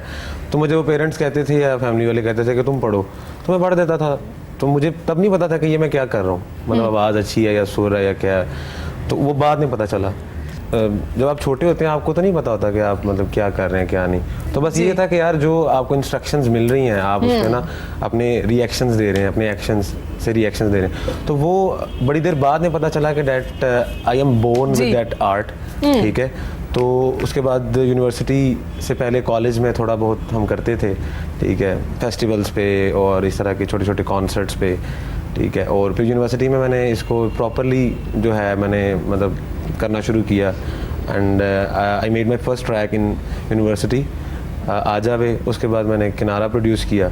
अभी आगे आप जो आएगा वो आप देखेंगे इंशाल्लाह। नुमान आप गाने लिखते भी हैं अपने लिए, अपने सॉन्ग लिखे, या आपके शायर या जो राइटर हैं वो लिखते हैं आपके सॉन्ग्स? एक्चुअली ये सारे जो डिपार्टमेंट्स हैं ये बहुत डिफरेंट हैं। आर्ट्स के जितने भी हैं, लाइक जो लिखना है इटसेल्फ एक बहुत बड़ा आर्ट है। वो मतलब हम लोग लिखते तो हैं, हम बहुत सारे सिंगर्स कहते हैं हम सॉन्ग राइटर्स भी हैं, हम गाते भी हैं, हम कंपोजर भी हैं, बट नहीं, वो जो एक वज़न है ना चीज़ों का, वो मतलब एक शायर जो है वो शायर को ही पता है कि काफ़िया रदीफ़ का क्या सेंस है जी। और जो बात के पीछे वाली जो बात है उसे लिंक कैसे करना है। ठीक है। हम लिख तो लेते हैं, वो कच्चा होता है, कर सकते हैं ना, इंसान कुछ भी कर सकता है, बट एक टाइम लगाना पड़ता है, एक हिस्ट्री होती है पीछे ना किसी भी चीज़ को लेके, तो ऐसे ही किसी काम को नहीं किया जाता। अच्छा, जो नए सिंगर्स हैं ना वो ज़्यादातर खुद ही लिख रहे हैं और ज़्यादा हाँ। कंपोज भी कर रहे हैं, जैसे आपने जिक्र किया कि हाँ लोग कहते हैं लिख तो लेते हैं, ये बात भी ट्रू है कि जो आपने लिखा उसमें कितना वजन है ये सिर्फ शायर ही जान सकता है, ये जो अच्छा लिसनर है वो जान सकते हैं। सर इन्होंने भी बात की कि बड़ी टाइम के बाद पता चलता है अपने आप को आप जानते हैं, तो ये वही वाली बात है जिसके बारे में आप वर्कशॉप्स भी करवा रहे हैं। सर आप जो कुदरती आफात है, डिफरेंट जो प्रॉब्लम्स आती हैं, सैलाब हो, ज़लज़ले हो, उसमें भी आपकी टीम्स हेल्प करती हैं, जाती है, किस तरह से, कितनी टीम है, किस तरह से ट्रेन किया है, किस तरह से आप हेल्प करते हैं दूसरों को? बेसिकली दो तरह से है ये वाला। एक तो हमारे साथ जो प्लेटफॉर्म पे हैं वो NDMA है, नेशनल डिज़ास्टर मैनेजमेंट अथॉरिटी, इसके बाद रेस्क्यू सर्विसेज 1122 है, ठीक है, वेरी इफ़ेक्टिव जी। डिफरेंट यूनिवर्सिटी के जो चैप्टर्स हैं हमारे तावा के, उनमें एक तो ट्रेनिंग होती है इमरजेंसी मेडिकल सर्विस की, हम उसको EMS बोलते हैं जी। वो करवाते हैं। रेस्क्यू सर्विसेज 1122 एकेडमी से ट्रेनर आते हैं यूनिवर्सिटी के अंदर और एक टीम बनाते हैं, और फिर विद इन यूनिवर्सिटी अगर खुदा ना खास्ता कोई मिसहैप होता है इस तरह का, बजाय इसके कि 1122 से कोई आए, तो वो जो फर्स्ट रिस्पॉन्ड करना होता है उस चीज़ को वो टीम खुद ही कर लेती है उसको, ज़बरदस्त। और वो खुद मास्टर ट्रेनर बन चुके होते हैं। और जो नेक्स्ट जब ये ग्रेजुएट हो रहे होते हैं तो जो दूसरे बच्चे फ्रेश या सेमेस्टर के जो होते हैं वो मास्टर ट्रेनर बन चुके होते हैं जब एग्जिस्टिंग टीम ग्रेजुएट करती है वहाँ से। जी। एक चीज़ ये वाली है। ठीक है। सेकेंडली, जब भी कोई नेशनल डिज़ास्टर खुदा ना खास्ता आता है तो ये सारी के सारे डिफरेंट यूनिवर्सिटी की जो टीम्स हैं ये एक्टिव होती हैं। हम उनको नीड असेसमेंट शेयर करते हैं कि कहाँ पे किस चीज़ की कितनी ज़रूरत है। ठीक है। बेस्ड ऑन दैट या तो वो फंड रेजिंग करते हैं या वो चीज़ें इकट्ठी करते हैं। ज़बरदस्त। अब जब ये IDPs वाला इशू हुआ था तो बन्नू में, लकी वरबत में और इस सारे एरिया में मतलब लाखों मतलब वो लोग थे वहाँ से साउथ और नॉर्थ वज़ीरिस्तान से गए थे जी। तो खाली एक यूनिवर्सिटी जो नस्ट है हमारा, वहाँ पे यूथ चैप्टर है, उन्होंने 9 मिलियन रेज किया था। अरे 90 लाख। ज़बरदस्त। अब वो 90 लाख एक बड़ी अमाउंट है। ये तो छोटे छोटे बच्चे हैं यूनिवर्सिटी के। इन्होंने क्या किया कि with in university and outside university blue area और वो जितना भी था उन्होंने अपना एक टारगेट रख लिया कि हमने इतनी फंड रेजिंग करनी है या इतनी चीज़ों की फंड रेजिंग करनी है या इतनी चीज़ें इकट्ठी करनी है। ठीक है। तो वो यूनिवर्सिटी की मैनेजमेंट और वो बच्चे खुद मिल के उन्होंने जाके बन्नू में वो सारी की सारी डिस्ट्रीब्यूट भी खुद की अपने हाथों से। तो हमारा मकसद ये होता है बच्चों को एंगेज करने का कि वो एक तो ऑर्गेनाइजेशनल स्किल्स उनकी एनहांस हों, एक जज्बा है कि हमने इसको करना कैसे है, और जिस बच्चे और बच्ची ने ऑन ग्राउंड जाके एक दफ़ा सर्व कर लिया तो वो उसको एक क्लैरिटी बहुत बड़ी आती है कि आइंदा खुदा ना खास्ता अगर कोई मुझे ऐसा का कुछ करना पड़े, अब आप सारी ज़िंदगी यूनिवर्सिटी में तो नहीं रहेंगे। ट्रू। ठीक है, आप बाहर भी जाएंगे, तो बाहर जाने का मतलब ये नहीं है कि वो काम किया था और छोड़ दिया, तो उस बच्चे कंटिन्यू करना है। तो आपने एक चीज़ उनके अंदर इंस्टॉल कर दी है कि वो हमेशा के लिए उसके अंदर रहेगी। और वो कहते हैं कि एक और जो हम अक्सर बात करते हैं, अगर आप मुझे इजाज़त दें जी प्लीज़। अंग्रेजी में कहते हैं जी चैरिटी बिगिंस एट होम, नेकी आपके घर से शुरू होती है। तो हम बच्चों को ये भी बताते हैं कि घर में सबसे बड़ी नेकी सबसे पहले ये है कि आपने अपने माँ और बाप की खिदमत कैसे करनी है। ठीक है। ठीक है। क्या ऐसा तो नहीं है कि मैं अपनी माँ या अपने बाप को निगलेक्ट कर रहा हूँ घर के अंदर? मैं जब रात को शाम को कहीं से वापस आता हूँ, मैं अक्सर बच्चियों से और बच्चों से एक सवाल करता हूँ, आप में से कितने बच्चे ऐसे हैं जो यहाँ से जब जाते हैं तो माँ या बाप के पाँव दबाते हैं जाके? अच्छा, वो जाहिर है थोड़ा शर्माते हैं, कुछ हाथ खड़ा करते हैं, कुछ नहीं करते। तो वो जो मैंने आपको शुरू में बोला 70-30 वाली जो रेशो है जी। तो मैं उनको यही कहता हूँ कि बेटा आपकी मेहनत अपनी जगह पे सब कुछ करें, लेकिन जब आप माँ या बाप की पाँव दबाएंगे सिर्फ जी। मैंने कहा I am also one of the parent, मुझे ज़रूरत नहीं है मेरा बच्चा मेरे पाँव दबाए, बट लेकिन ये जो एक्ट है ना आपका ये वाला, ये उसका दिल को उस के अंदर जो दुआ आती है, एक जो नेचुरल एक आपके लिए एक हलावत आती है, मोहब्बत आती है, उसका कोई कंपैरिजन नहीं है। उसको मतलब आप क्वांटिफाई नहीं कर सकते। तो दैट इज़ द मोमेंट जब पाँव दबाते हुए उनसे कहा करें कि माँ या अब्बा या बाबा या मामा मेरे लिए दुआ करें, मेरा ये वाला काम है, तो मैं लिख के दे सकता हूँ। मुझे अपने अल्लाह पे इतना मतलब आई लव अल्लाह एंड नबी सल्लल्लाहु अलैहि वसल्लम कि मुझे मेरा ईमान है कि वो वाले जो लम्हा है उसमें दुआएं रद्द नहीं होती, ट्रू। ठीक है। तो आप ये वाली दुआ लें, तो अल्लाह है, वो तो हर चीज़ कर सकते हैं। आपका प्रोजेक्ट तो इतना सा होगा तो आपका जीपीए भी बढ़ जाएगा, आपको एक कंटेंटमेंट भी मिल जाएगी, आपको ज़िंदगी का मकसद भी मिल जाएगा आगे। ये हमारे साथ ज़बरदस्त सिंगर भी मौजूद है, गुफ्तगू भी जारी है, तो हम चाहेंगे कि एक गाना सुन लें इनसे, फिर हम अपनी गुफ्तगू जारी करेंगे। जी नुमान, क्या सुना रहे हैं आप हमें? एक पाकिस्तानी बैंड है फ्यूजन, उनका एक ट्रैक है मोरा से। बड़ा बैंड जी।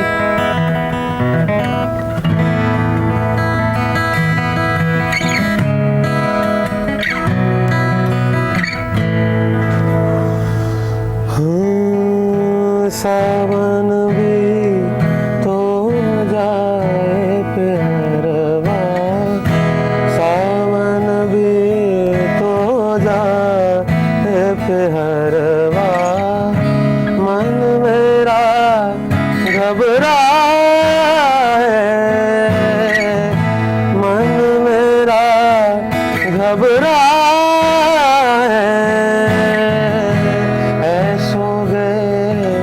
परदेस पिया तू, ऐसो गए परदेस पिया तू, चैन हमें नहीं आए, चैन हमें नहीं आए, मोरा से मुँह से बोले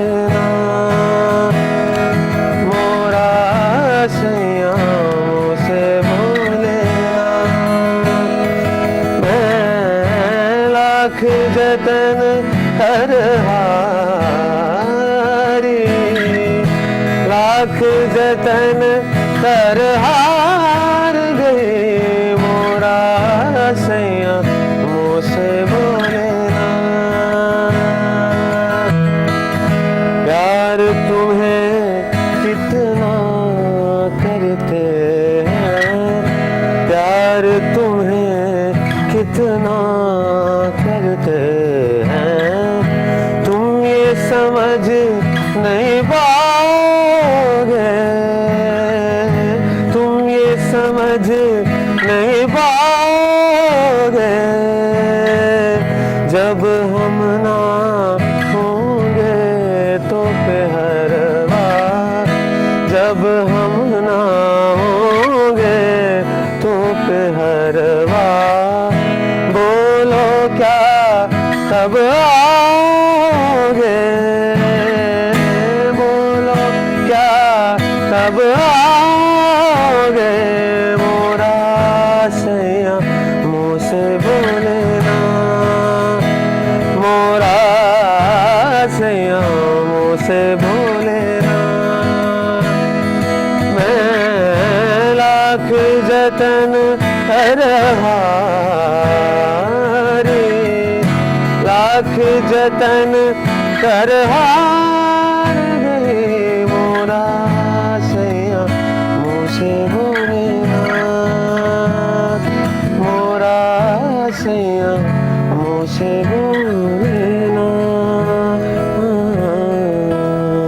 वेरी नाइस, जबरदस्त नुमान, कमाल, वेरी नाइस।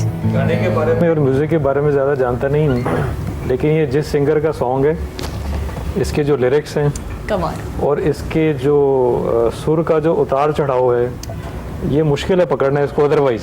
हाँ बिल्कुल ऐसे ही है जी, टेक्निकली मैं शायद कमेंट ना कर पाऊँ, सेमी क्लास, ये बड़ा मुश्किल गाना है जी, मुश्किल हाँ बिल्कुल। एक्सीलेंट जी, जबरदस्त। कैसा लगा उसामा आपको? माशाल्लाह जी, बहुत अच्छा। आप गाते? नहीं, बिल्कुल भी नहीं। सुनना अच्छा लगता है? सुनना गाने अच्छा सुनते? लगता कौन से सिंगर को सुनते हैं ज़्यादा? मैं राहत फ़तेह अली खान साहब, अरे एक बहुत सुर वाले वो बंदों हैं, को सुर सुनती वाले हूँ सामा। बंदे, सज्जाद अली। अरे मैं ज़रा थोड़ा सा क्लासिकल और ज़रा ग्रेट, वेरी इस टाइप नाइस। का सज्जाद अली म्यूजिक ग्रेट पसंद सिंगर। करता हूँ। सर आप कोई गीत सुनाना चाहेंगे अपने वादी का, कोई नगमा, कोई कुछ? मुझे नहीं आती इस चीज़ में, मैं इंटरेस्ट नहीं अच्छा, रखता हूँ, नहीं, आपको लेकिन नहीं मैं आती। सुनता हूँ, लेकिन बहुत खामोशी से। अच्छा सर, वहाँ के कारोबार की बात कर रहे थे हम लोग कि सोर्स ऑफ इनकम लोगों का ज़्यादा क्या है, और जब से टूरिज्म को हम प्रमोट कर रहे हैं, ये गवर्नमेंट भी काफ़ी ज़्यादा कर रही है, तो क्या लोगों के जो सोर्स ऑफ इनकम है वो ज़्यादा हुआ, मौके ज़्यादा मिले, अपॉर्चुनिटीज़ ज़्यादा हुई वहाँ पे? फिलहाल तो कुछ नहीं हुआ है, अभी तक बस कुछ नहीं हुआ? अभी तक तो कुछ नहीं है, लेकिन बस वो प्रोसीजर में है। अगर हम चाहते हैं कि अगर ये काम जल्दी जल्दी अगर वो प्रमोट करे तो हमें बेहतर होगा वो ठीक है। तैराकी के लिए। अभी सही। तो फिलहाल अभी कुछ नहीं। इतना नहीं, हमें तो पता चला है कि काफ़ी ज़्यादा चीज़ें प्रमोट हो रही हैं, वहाँ पे टूरिज्म को भी ज़्यादा किया जा रहा है। सर ज़्यादा प्रॉब्लम्स, एजुकेशन की तो बहुत बड़ी प्रॉब्लम है जो आपने हमें बताई है, उसके अलावा क्या चीज़ें हैं जो आप चाह रहे हैं चेंज हो ताकि वहाँ के इलाके जो लोग हैं उनको भी सुकून हो, जो लोग बाहर से आ रहे हैं उनको भी कोई प्रॉब्लम्स ना हो वहाँ पे? सबसे ज़्यादा ज़रूरी रोड है मेरा हिसाब से। रोड बनेगा तो बंदे तैराकी भी करेगा, इनकम भी होगा। ठीक है। रोड के अलावा वहाँ कुछ भी नहीं है। रोड अगर ना हो तो हमें किस तरह से वहाँ तैराकी करेगा लोग? हम 70 साल गुजर गया तो वही रोड से हम गुजरते हैं, ठीक है, देखा बस। कभी आके सर्वे करती है कि यार बस कल इस पे लगाएंगे, अगले साल लगाएंगे, नेक्स्ट बचत में। अभी तक इसको अभी कम से कम पिछले गवर्नमेंट पे भी सर्वे हो चुका था कि जी। प्राइम मिनिस्टर नवाज शरीफ के दौर पे, तो उसके बाद वो चला गया। वो भी एक दिखावा था, ख़ास कोई वर्क इशू नहीं किया, बस टेंडर दिया, बस वो एक सियासी गेम के लिए। बाद में पता चला कि उस तो आगे कुछ काम भी नहीं हुआ है, बस वैसे एक दिखाने के लिए वो। तो अभी लगा हुआ है बस हमारा वज़ीर साहब जो ख़ासकर अभी 60-70 साल बाद जो इमरान खान जो सोच लेके आया है कैलाश वैली में माइनॉरिटीज़ का, जी। जो सीट दिया माइनॉरिटीज़ का, कभी नहीं था वो अभी हम उसको तो बता इसका रहे हैं मतलब कि चेंजिंग तो हुई हाँ, ना, changing चीज़ें तो हो चेंज गया, हो हाँ, रही हैं। चेंज हो रहा है। अभी हम उस पर लगा है कि आप ये काम करो, खासकर वैलीज़ पे अपना ज़्यादातर वो लगा दो, तो बस इंशाल्लाह होगा, उम्मीद है उसे। हाँ इंशाल्लाह हो जाएगा, उम्मीद है, अच्छी सी उम्मीद करनी चाहिए। उसामा से बात करेंगे। उसामा, हमने गाना भी सुन लिया, हम साथ साथ टूरिज्म की भी बात करें तो मेरे ख्याल है हम कपड़ों की भी बात करते हैं, ज़रूरी है। जो ब्राइडल होती है वो कॉन्शियस होती है अपने बिग डे के लिए। आजकल दुल्हा हजरात भी काफ़ी कॉन्शियस नज़र आ रहे हैं, तो किस तरह से डिज़ाइन किए जा रहे हैं शेरवानी का? पहले एक ही कलर होता था, ज़्यादा से ज़्यादा ब्लैक पहन लो या गोल्डन पहन लो, तो क्या चीज़ें चेंज हुई, नए डिज़ाइन आए? देखिए जी, जिस तरह ब्राइड्स अपने बारे में बहुत कॉन्शियस होती हैं, कपड़ों में बहुत कॉन्शियस होती हैं, इस तरह ही अब ग्रूम्स मेरे ख्याल से ज़्यादा कॉन्शियस होना ज़्यादा शुरू हो conscious गया हो है। गए। एक तो अवेयरनेस इतनी आ गई है हमारे हम लोगों में, अवेयरनेस इतनी आ गई है through social media and everything in every forums के हर बंदा बहुत कॉन्शियस हो गया है। ठीक है। जहाँ तक आपने कलर्स की बात की है, कलर्स जो है वो अभी भी मेजॉरिटी जो प्रेफर करते हैं वो बेज, ऑफ वाइट, गोल्ड्स की टोन या ब्लैक की टोन्स। ठीक है। बहुत कम ऐसे लोग हैं या बहुत कम ऐसी परसेंटेज है मैं कहूँगा जो नेवी ब्लूज़ को प्रेफर करती है या जो आउट ऑफ द बॉक्स आके कोई चीज़ पहनती है। For instance make it maroon और मेक इट ग्रीन और मेक इट XYZ कलर। बहुत कम ऐसे लोग हैं। अभी भी लोग प्रेफर करते हैं कि उसको बेसिक सिंपल में रखें, लेकिन बेसिक कलर्स में जाने में भी हम लोग क्या करते हैं कि हम उसको डिफरेंट करने के लिए हम उसकी जो एम्ब्रॉयडरीज होती हैं, जो उसमें कटलाइंस होती हैं, हम उसमें प्ले करते हैं। ठीक है। फॉर इंस्टेंस हम उसकी जो फैब्रिकेशन है, हम लोग कोशिश करते हैं अपना फैब्रिक हम खुद डेवलप करवाएं, सही। हम लोग मार्केट का फैब्रिक ना लें। उसमें ये होता है कि एक तो आप डिफरेंट भी हो जाते हैं लोगों से, आपके पास एक यूनिक चीज़ भी होती है, प्लस आप एक अच्छा उसको एक अच्छी कटलाइन में भी डेवलप कर सकते हैं, गारमेंट अच्छा निकलता है उससे। सही। फिर हम लोग एम्ब्रॉयडरीज में तो बहुत प्ले सामान करते ये हैं। ज़्यादा लंबा प्रोसीजर नहीं हो जाता? फैब्रिक भी खुद करना और फिर डिज़ाइन करना, स्टिचिंग, ये काफ़ी ज़्यादा लंबा प्रोसीजर नहीं आपका? देखिए जी, हमारा काम जो होता है ना वो एक प्रॉपर हमारा 12 मंथ्स की एक टाइमलाइन चल रही होती अरे। है। हम लोग समर्स में विंटर्स की कलेक्शन स्टार्ट करवा देते हैं और विंटर्स में समर की कलेक्शन की तैयारी हो जाती है। जबरदस्त। अब जैसे अभी विंटर्स ख़त्म हो रही है तो हमारी समर्स की कलेक्शन ऑलमोस्ट रेडी है और अभी स्टोर्स में आने वाली है। ठीक तो उसमें ये होता है कि हम एक प्रॉपर टाइमलाइन के थ्रू जब चलते हैं तो उसमें इतने प्रॉब्लम्स नहीं आते। बस कोशिश हमारी यही होती है कि हम थोड़ा सा मार्केट से यूनिक हों। बस कपड़े तो हर बंदा बना रहा है, कपड़े हर बंदा दे रहा है, चीज़ें हर बंदा बना रहा है। आपने अगर यूनिक होना है तो आपको उसके अंदर अपनी कटलाइंस में, अपनी फैब्रिकेशंस में आपको यूनिक होना पड़ेगा और ख़ास तौर पे जो आपकी फिट्स हैं, ठीक जो है। आपकी स्टिचिंग है, जो आपकी कटिंग है, आपको उसमें पैटर्न्स में बहुत यूनिक होना पड़ता है, बिल्कुल। जिसकी वजह से आप एक मार्केट कैप्चर करते हैं, वरना कपड़े तो हर बंदा बना रहा है। ट्रू, ऐसे ही है और कंपटीशन भी बहुत ज़्यादा बहुत है। ज़्यादा। अच्छा उसामा, जो आपने स्टडी की डिज़ाइनिंग की, उसमें आपको कटिंग वगैरह भी सिखाई जाती है? क्योंकि एक बड़ा रोला होता है डिज़ाइनर्स के लिए, अपनी टीम को साथ, लेबर को साथ लेके चलना। मास्टर साहब अगर नहीं पहुँचे, स्टिचिंग में लेट हो गया या कोई मसला हो गया, तो आपको कटिंग वटिंग आती है? आपको पता है कि हाँ ये काम कैसे होगा और कितने टाइम में होगा? देखिए जी, मैं आपने जब शुरू में मेरे से ये सवाल पूछा था कि पढ़ाई कितनी ज़रूरी है इस फील्ड के लिए, अब आपने खुद ही उसका जवाब भी दे दिया कि बेसिकली जो कटिंग होती है सबसे ज़्यादा मैटर करती है आपकी कटिंग, आपका पैटर्न। अगर आपकी कटिंग सही नहीं है, आपका पैटर्न ठीक नहीं है, तो उस एक्स्ट्रा ऑर्डिनरी गारमेंट का कोई फ़ायदा नहीं है जब उसका फिट ही किसी बॉडी पे नहीं बैठेगा।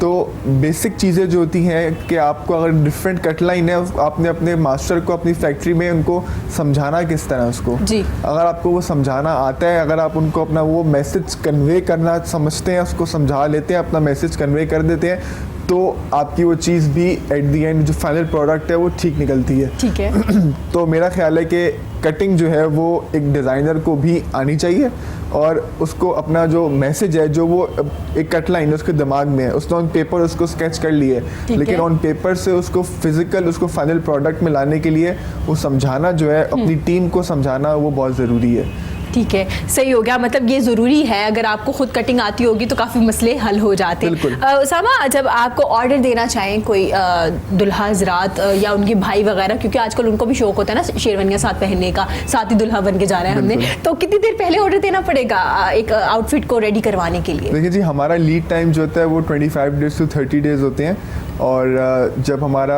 सीज़न का टाइम होता है, जो वेडिंग सीज़न होता है बेसिकली सितंबर से लेकर फरवरी मार्च तक का, उसमें हम लोग कोशिश करते हैं कि 1.5 मंथ का टाइम रखें, क्योंकि उसमें ऑर्डर्स काफ़ी सारे होते हैं पाइपलाइन में। तो उसको हम लोग ज़रा कोशिश करते हैं कि जल्दबाजी में कोई चीज़ ख़राब ना हो, बिफोर टाइम चीज़ रेडी हो और बिफोर टाइम क्लाइंट को डिलीवर हो जाए चीज़। ठीक हो गया। ये तो हम बारात के कपड़ों की बात कर रहे थे, अभी मेहंदी के कपड़ों के बारे में बात करेंगे। मैंने मर्द हजरात को देखा, बड़ी खूबसूरत डिज़ाइनिंग वाले आजकल कपड़े पहने जा रहे हैं, वेस्ट कोट में बड़ा काम होता है, उस बारे में भी बात करेंगे। लेकिन नुमान हमारे पास मौजूद है, तो नुमान का खूबसूरत सा गाना सुनते हैं। ठीक है नुमान?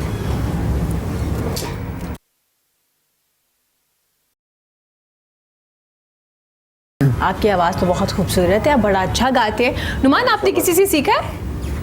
जी, मैंने क्लासिकल म्यूज़िक सीखा है, उस्ताद मोहम्मद अख्तर खान जी, वो लास्ट ईयर फौत हो गए, अल्लाह उन्हें जन्नत नसीब करे, उनसे मैंने सीखा है। शाम 84 घराने के उस्ताद हैं। और जब मैं उनके पास सीखने के लिए गया, उस वक्त ही मैं बैंड परफॉर्म करता था, और उन्होंने मुझे कहा कि यार ठीक है कि तुम 2 जॉनरास को सीखो, वो तुम कर ही रहे हो, तो लेकिन ये बेसिक्स हैं, ये लाइक अल्फ़ाबेट्स हैं। If you are going to produce words, आपको अल्फ़ाबेट्स आने चाहिए। तो आई सेड यस। तो ही वॉज़ वेरी काइंड और वो बहुत ज़्यादा नॉलेजेबल और बहुत अच्छे इंसान थे। ठीक है। अच्छा नुमान, आजकल यंगस्टर जो है क्लासिकल और बेसिक की तरफ नहीं आते, क्योंकि काफ़ी मुश्किल है, आपको काफ़ी रियाज करना पड़ता है। और फिर जिस घराने का आप जिक्र करें, उनका सिंगिंग में बड़ा एक नाम है, उस्ताद कराम में उनका नाम आता है। तो मुश्किल हुई जब सीखना स्टार्ट किया, क्योंकि आप उधर वो भी गा रहे थे और क्लासिकल बेसिक भी सीख रहे थे? ऐसे टोल्ड यू बिफोर कि वो आपको जो कहा जाता है ना आप करते हैं। मेरे साथ कुछ ऐसा ही हुआ है। मुझे मेरी जब उनसे मुलाकात हुई तो उन्होंने कहा कि यार, मतलब मेरे साथ एक दोस्त था, उसने कहा कि यार मैं सीखना चाहता हूँ इन इस स्कूल ऑफ म्यूज़िक से ना। तो वो तो नहीं जा सका, मैं चल जाना शुरू हो गया। तो जस्ट उन्होंने ये कहा कि यार तुम कर सकते हो, तुम आ जाया करो, या तुम शागिर्द हो जाए जो भी। तो आई स्टार्टेड लर्निंग म्यूज़िक। तो वो with the passage of time, पहले तो समझ ही नहीं आता था कि ये क्या है, लेकिन वो आहिस्ता आहिस्ता करने से ग्रेजुअली वो चीज़ें डेवलप होना शुरू हो गई जी, और उसके बाद वो ईजी होना शुरू हो गई, वो आसान होना शुरू हो गया। अभी रियाज करते हैं आप?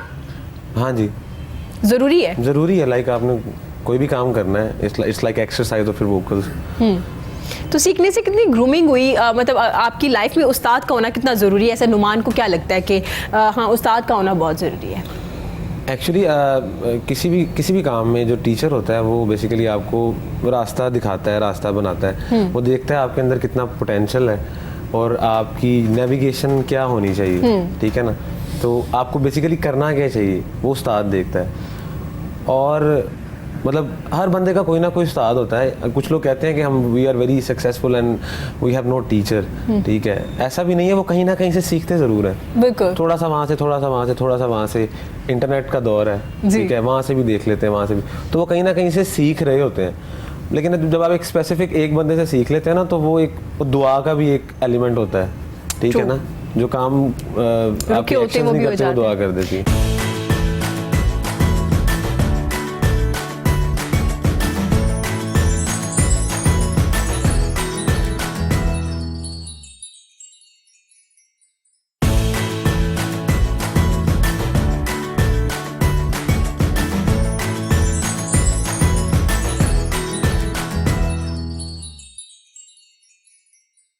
सर खालिद साहब, हमने उस्ताद की बात की। उस्ताद कोई भी होता है, सिर्फ स्कूल वाला टीचर ही उस्ताद नहीं होता जो आपको हुनर सिखाता है, या कोई भी किसी भी चीज़ में आप उससे कुछ सीख रहे होते हैं कोई भी फील्ड में, तो वो आपका उस्ताद होता है। तो आपको क्या लगता है उस्ताद का होना कितना ज़रूरी है? उस्ताद आपकी पेरेंट्स भी हो सकते हैं। एग्जैक्टली, कोई भी हो सकता है। मैं उन्हीं टीचर की बात करूँगा जिसकी मैंने शुरू में बात की, जिनके पास हम गए थे जब उनको एक्सीडेंट हुआ, पाँव का एक फ्रैक्चर था। मुझे जिस चीज़ ने इंस्पायर किया था, इंक्लाइंड किया था कि मैं जाऊं उनके पास, उनकी इयादत के लिए।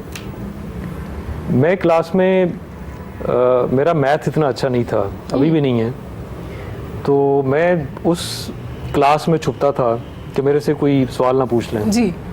तो हमारे टीचर चेंज हुए और ये वाले टीचर आए मैथ के, जिनकी मैं अभी बात करूं।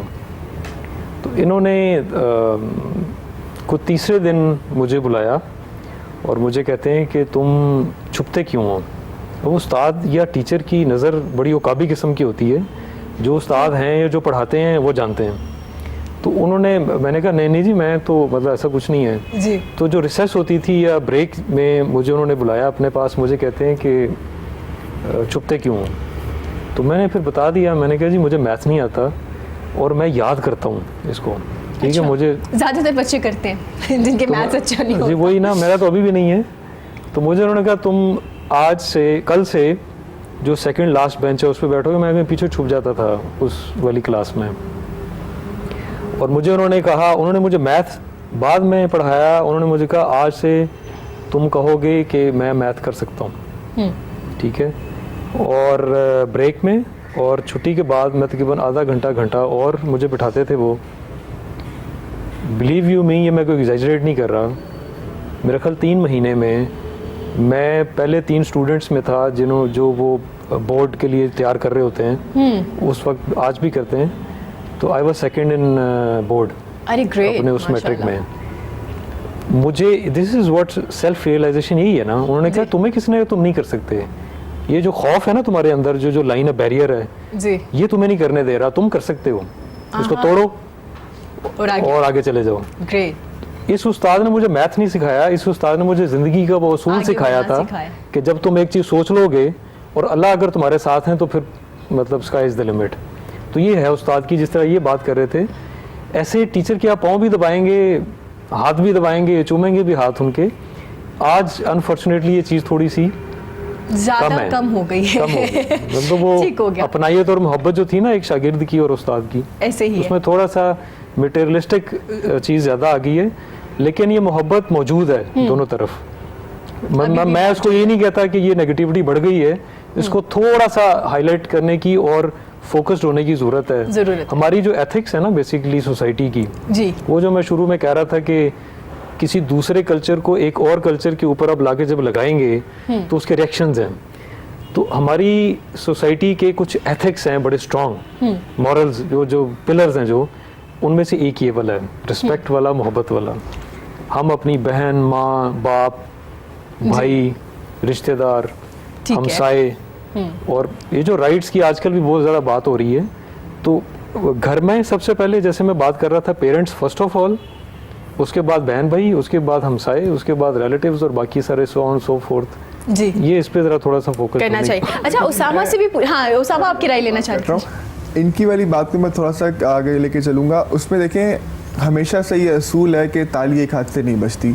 आप ये देखें कि अभी भी अच्छे उस्ताद मौजूद हैं, अच्छे टीचर्स मौजूद हैं, अच्छे स्टूडेंट्स भी मौजूद हैं, तो अपने टीचर्स की रिस्पेक्ट करते हैं। लेकिन आजकल के ज़माने में अगर कोई कहता है कि स्टूडेंट्स अपनी टीचर्स की रिस्पेक्ट नहीं करते, तो सॉरी टू से टीचर अपनी रिस्पेक्ट खुद करवाते भी नहीं है। बिल्कुल ऐसे ही है। ऐसा नहीं होता कि सिर्फ बच्चों की गलती है, या ऐसा नहीं है कि सिर्फ स्टूडेंट ही गलत है या उनकी तरबियत गलत है। इसका मतलब उस्ताद भी अपनी जिम्मेदारियां पूरा कुछ ऐसी चीजें होती हैं, कुछ ऐसे फैक्टर्स होते हैं जिनकी वजह से बच्चे टीचर्स के अगेंस्ट हो जाते हैं। ऐसी मोनोपोलीज, ऐसी पॉलिटिक्स स्कूल के अंदर ऐसी शुरू हो जाती हैं कि बच्चे टीचर्स के अगेंस्ट होने पे मजबूर हो जाते हैं, ना चाहते हुए भी।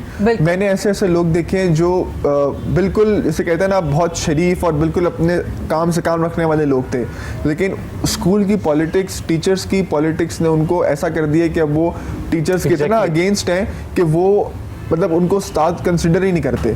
तो एक टीचर को, एक इंसान को अपनी इज्जत खुद करवानी आनी चाहिए। अब आप देखें, अब ये जो हमारे अक्सर सुनते हैं कि मदरसों में, स्कूलों में बच्चों से ज्यादती हो रही है, उस्ताद ही कर रहे हैं ना, जी। इसमें बच्चे का क्या कसूर है?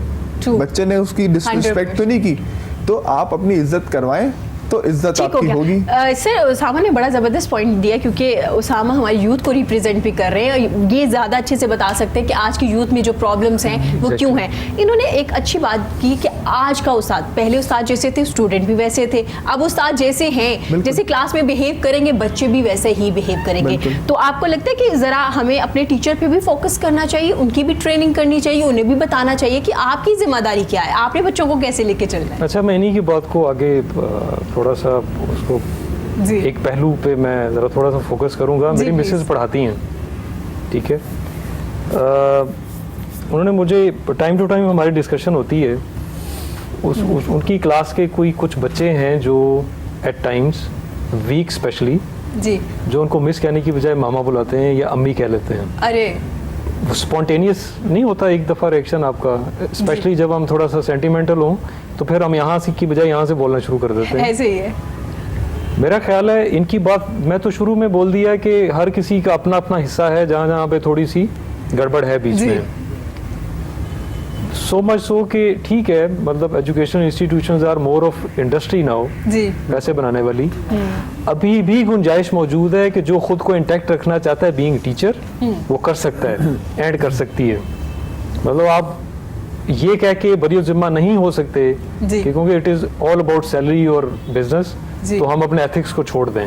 ऐसे ही है। बिल्कुल हो सकता है, आपकी गुंजाइश बिल्कुल मौजूद है उसके बीच में कि आप आखिर स्कूल ने, इंस्टीट्यूशन ने, यूनिवर्सिटी ने, कॉलेज ने एक मैंडेट तो दिया ना आपको कि आप ये पढ़ाएं, जी, आपको टाइम मिल रहा है, आपको बच्चों की क्लास मिल रही है, तो आप उसमें पॉजिटिविटी ला सकते हैं अपने तरीके ला से, सकते हैं। ठीक है। और वो इनकी वाली बात कि अगर मेरे जहन में नेगेटिविटी है तो I will omit and spread negativity, ठीक है। तो आप मेरे ख्याल being student, being teacher, being parent also, being friends also, अगर आप पॉजिटिविटी आपके अंदर है, गुलाब का फूल is to be identified as गुलाब का फूल, चाहे वो किसी कचरे के ढेर में हो या किसी मतलब महल में उसको लगा दें, तो उसकी आइडेंटिटी उसकी अपनी होती है। तो मेरा ख्याल है पॉजिटिविटी अगर है तो वो पॉजिटिविटी ही ओमिट करेगा। ठीक हो गया। रहमत से भी बात करेंगे। रहमत, आप वहाँ पे किस तरह से दूसरों को हेल्प करते हैं, अवेयरनेस कैसे देते हैं? आप सोशल एक्टिविस्ट भी है वहाँ पे, और आपने काफ़ी ज़्यादा प्रॉब्लम्स बताई जिनमें एजुकेशन, रोड का भी बताया। अब आपने ना हमें अच्छी बातें भी वहाँ की बतानी है ताकि हम लोग वहाँ आएँ। ख़ासकर खासियत ये कि चित्राल पे जो प्यार मोहब्बत सबसे ज़्यादा है, वहाँ एक दूसरे को रिस्पेक्ट करने के लिए चित्राल में खासियत वो है कि बहुत ज़बरदस्त है। वो लोग एक दूसरे टीचर को ऐसे सोचता है कि वो माँ बाप जैसे है, ठीक है। वो सब शागिर्दों का सोच यही है कि मेरा माँ बाप है, वो मुझे सिखाता है, वो हम मुझसे सीखता है, ऐसे सोचता है खासकर टीचर के। टीचर भी उनको बच्चा समझता है। हाँ, बच्चा। टीचर भी उनको बच्चों की तरह ट्रीट करता है। मुझे लगा उसामा भी ना थोड़ी देर बाद पश्तो बोलना शुरू कर देगा। नहीं, उसमें से एक ऐसा होता है, एक बैड कैरेक्टर होता है, तो वो सारे तो खराब नहीं है ना। जी, वही बंदा एक ही होता है, वो उसमें होता है वो बुरा, तो वो उधर ही भी हो, उसी जगह में भी होता है जिधर भी हो, वो सब तो एक खराब नहीं होता है। चित्राल बड़ा खूबसूरत, मेरा ख्याल है पाकिस्तान का वो खिता है जो खूबसूरत तरीन खितों में से एक है। पिछले दिनों में कुछ अरसे में एक वो हुआ था जलजला और वो लैंडस्लाइडिंग, वो था ना मसला। हमारे एक फादरली फिगर हैं जी, डॉक्टर आसिफ जा, वो हेल्थ केयर सोसाइटी के नाम से वो मतलब कमिश्नर भी हैं FBR के, कस्टम्स के, सॉरी।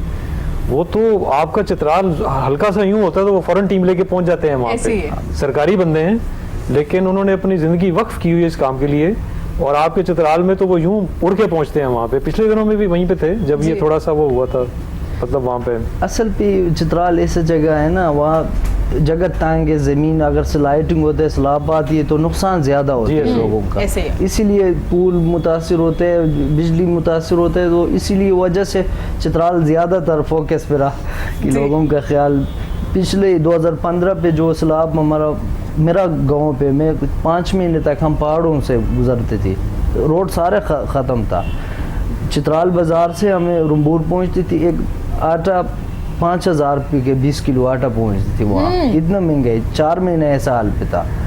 तो रोड सारा ख़त्म, पुल कुछ भी नहीं था।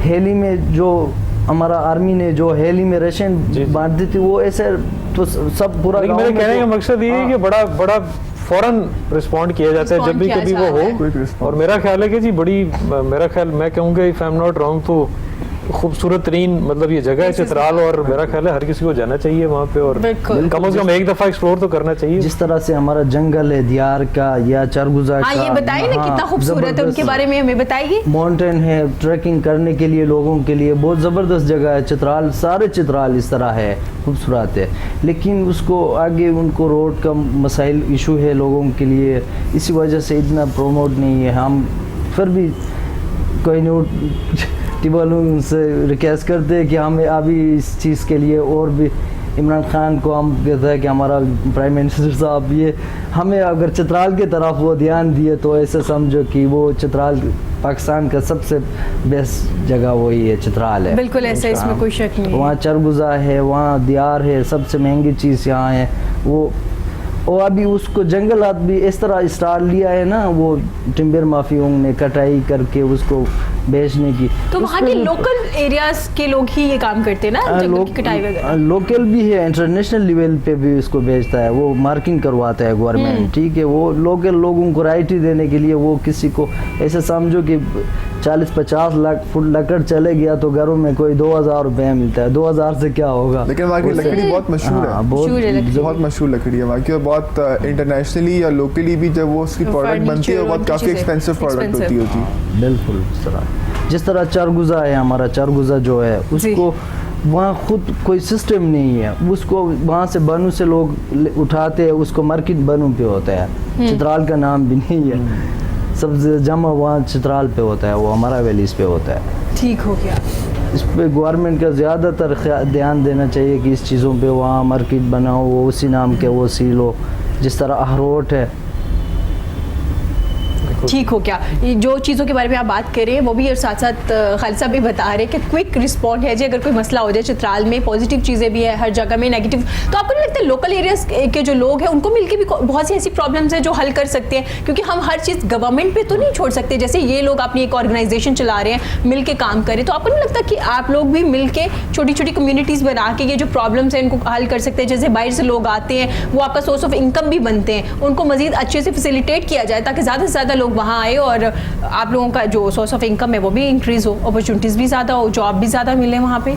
ज़बरदस्त सवाल है ये अब लोगों को सोचना चाहिए, लोकल लोगों को, कि ये काम हम खुद करें। ये अक्सर मेरा हिसाब से जो है बाहर से एनजीओ वगैरह आके लोगों को ऐसा कर दिया कि यार बस आप बैठो ये काम हम करेंगे, लोगों को ऐसा बना दिया, सिस्टम पे ऐसा फंसा दिया कि जो जिसका थोड़ा भी इशू होता है तो यार वो एनजीओ के पीछे भाग जाता है कि यार मेरा फलान का हेल्प कर। असल में सॉरी अगर आप इजाज़त दें, इसका अपना रोल भी है ना लोगों का। अभी मैं गिलगित स्कर्दू में मेरा इत्तेफाक है और मैं पैदल फिरा हुआ हूँ बहुत ज़्यादा। अरे मेरा फ़ौज से ताल्लुक़ भी था, मैंने एज ए कैप्टन मतलब 2007 में फ़ौज से मैं अलग हुआ हूँ, तो मैंने वो आप पूरा गिलगित स्कर्दू पैदल देखा हुआ है सियाचिन तक।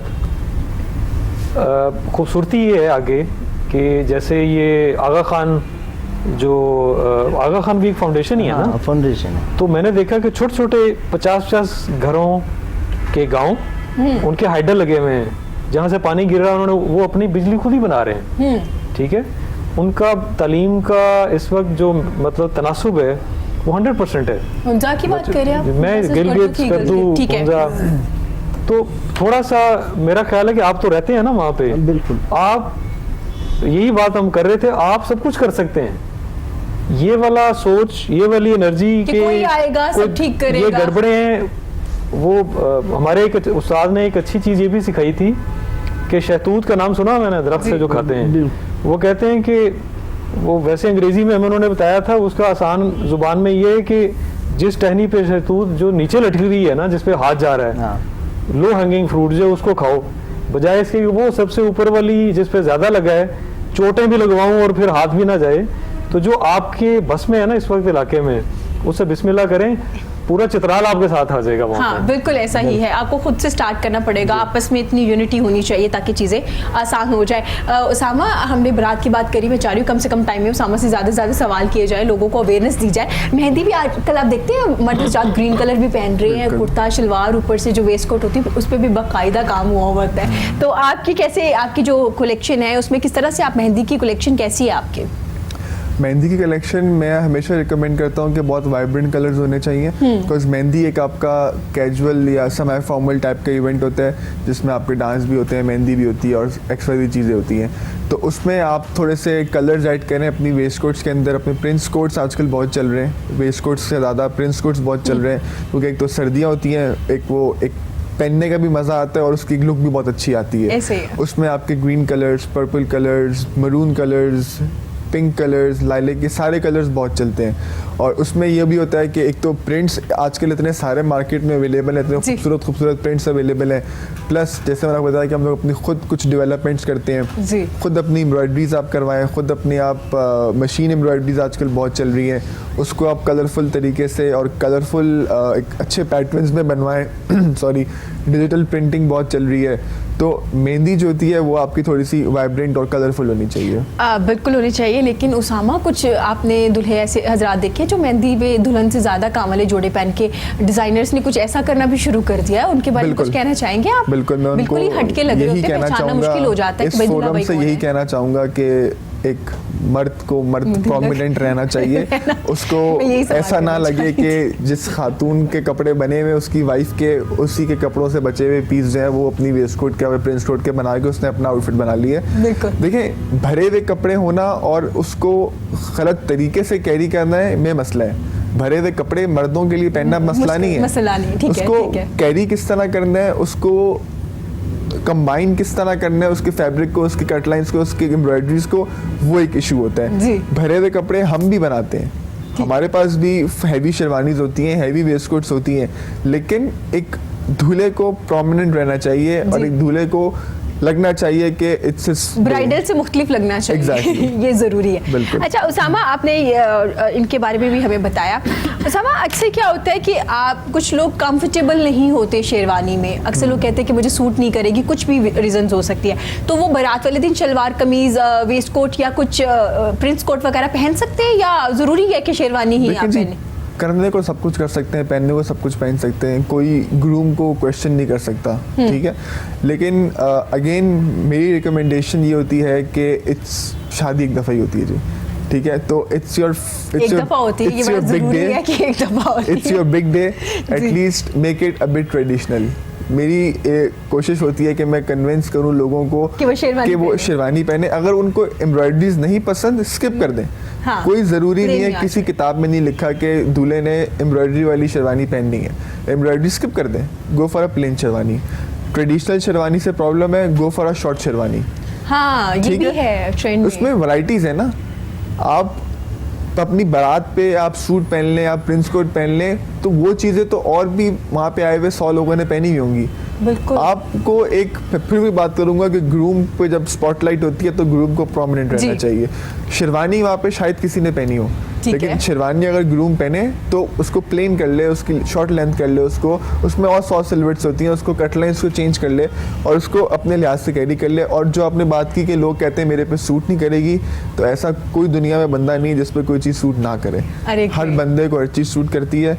ये हमें अपने दिमाग से जो एक हमारा बैरियर है इसको निकालना पड़ेगा कि हमारे पे सूट करता है या नहीं करता। ज़बरदस्त। इसका मतलब है डिफरेंट, ये जो आइडियाज़ है ये सिर्फ एक डिज़ाइनर ही दे सकता है, वरना घर बैठे तो आपको सिर्फ यही पता है कि एक तरह की शेरवानी जो मुझे या तो सूट करेगी या नहीं करेगी। अगर आप चाहते हैं कि आपको शेरवानी भी सूट करे और आपके दिमाग से ये चीज़ें भी निकल जाए कि ये मुझे सूट नहीं करती, उसके लिए आपको उसामा के पास आना पड़ेगा, वही आपको कन्विंस कर सकते हैं कि किस तरह के ड्रेसेस आपको पहने चाहिए। नुमान, आप मुझे बताइएगा, सोशल मीडिया कितना अहम किरदार अदा कर रहा है सिंगर्स को आजकल प्रमोट करने में? आजकल social media I guess is the biggest platform for promoting the singers and artist. उसकी रीज़न ये है कि चैनल्स ज़रा कम देखे जाते हैं, पहले की निस्बत देखे जाते हैं, बट वो ये है कि फेसबुक, ट्विटर और उसके अलावा इंस्टाग्राम, तो वहाँ पे लोग ज़्यादा आ गए हैं।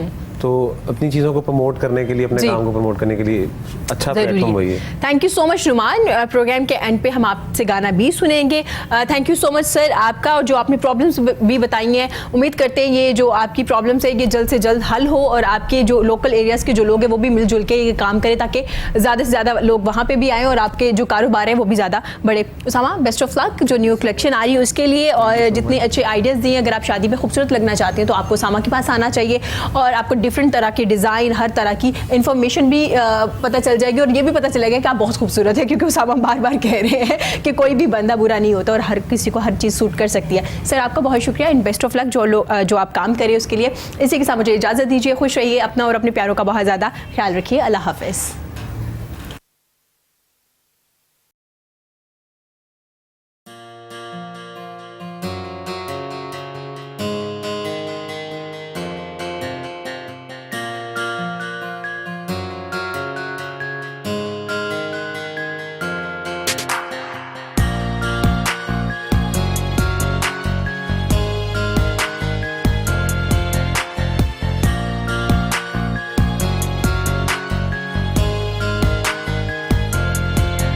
मुक चले ने सजना ऐसा ते मेरे ने समाचो है निकली दुआ तू मेरी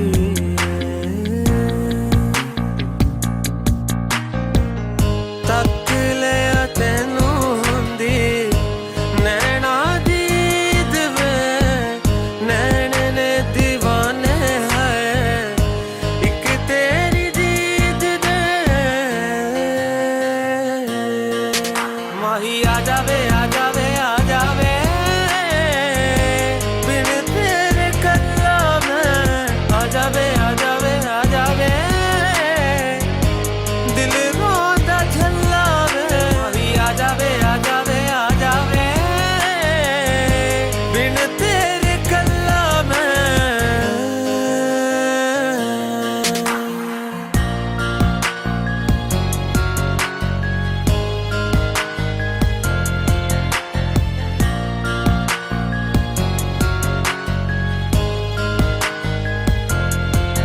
मैं हुस्न तेरे दा है आशिक नहीं जानदा न तू जानदा ज़माना बेयाद करेंगी हाय मेरी गल्लां लुक लुक रोएंगी तू सजना वे याद करेंगी हाय मेरी गल्लां वे रोवेगी तू है मेरे वांग सजना आ जावे आ जावे आ जावे बिन तेरे कल्ला में आ जावे आ जावे आ जावे दिल रोंदा झल्लावे माही आ जावे आ जावे आ जावे बिन तेरे कल्ला में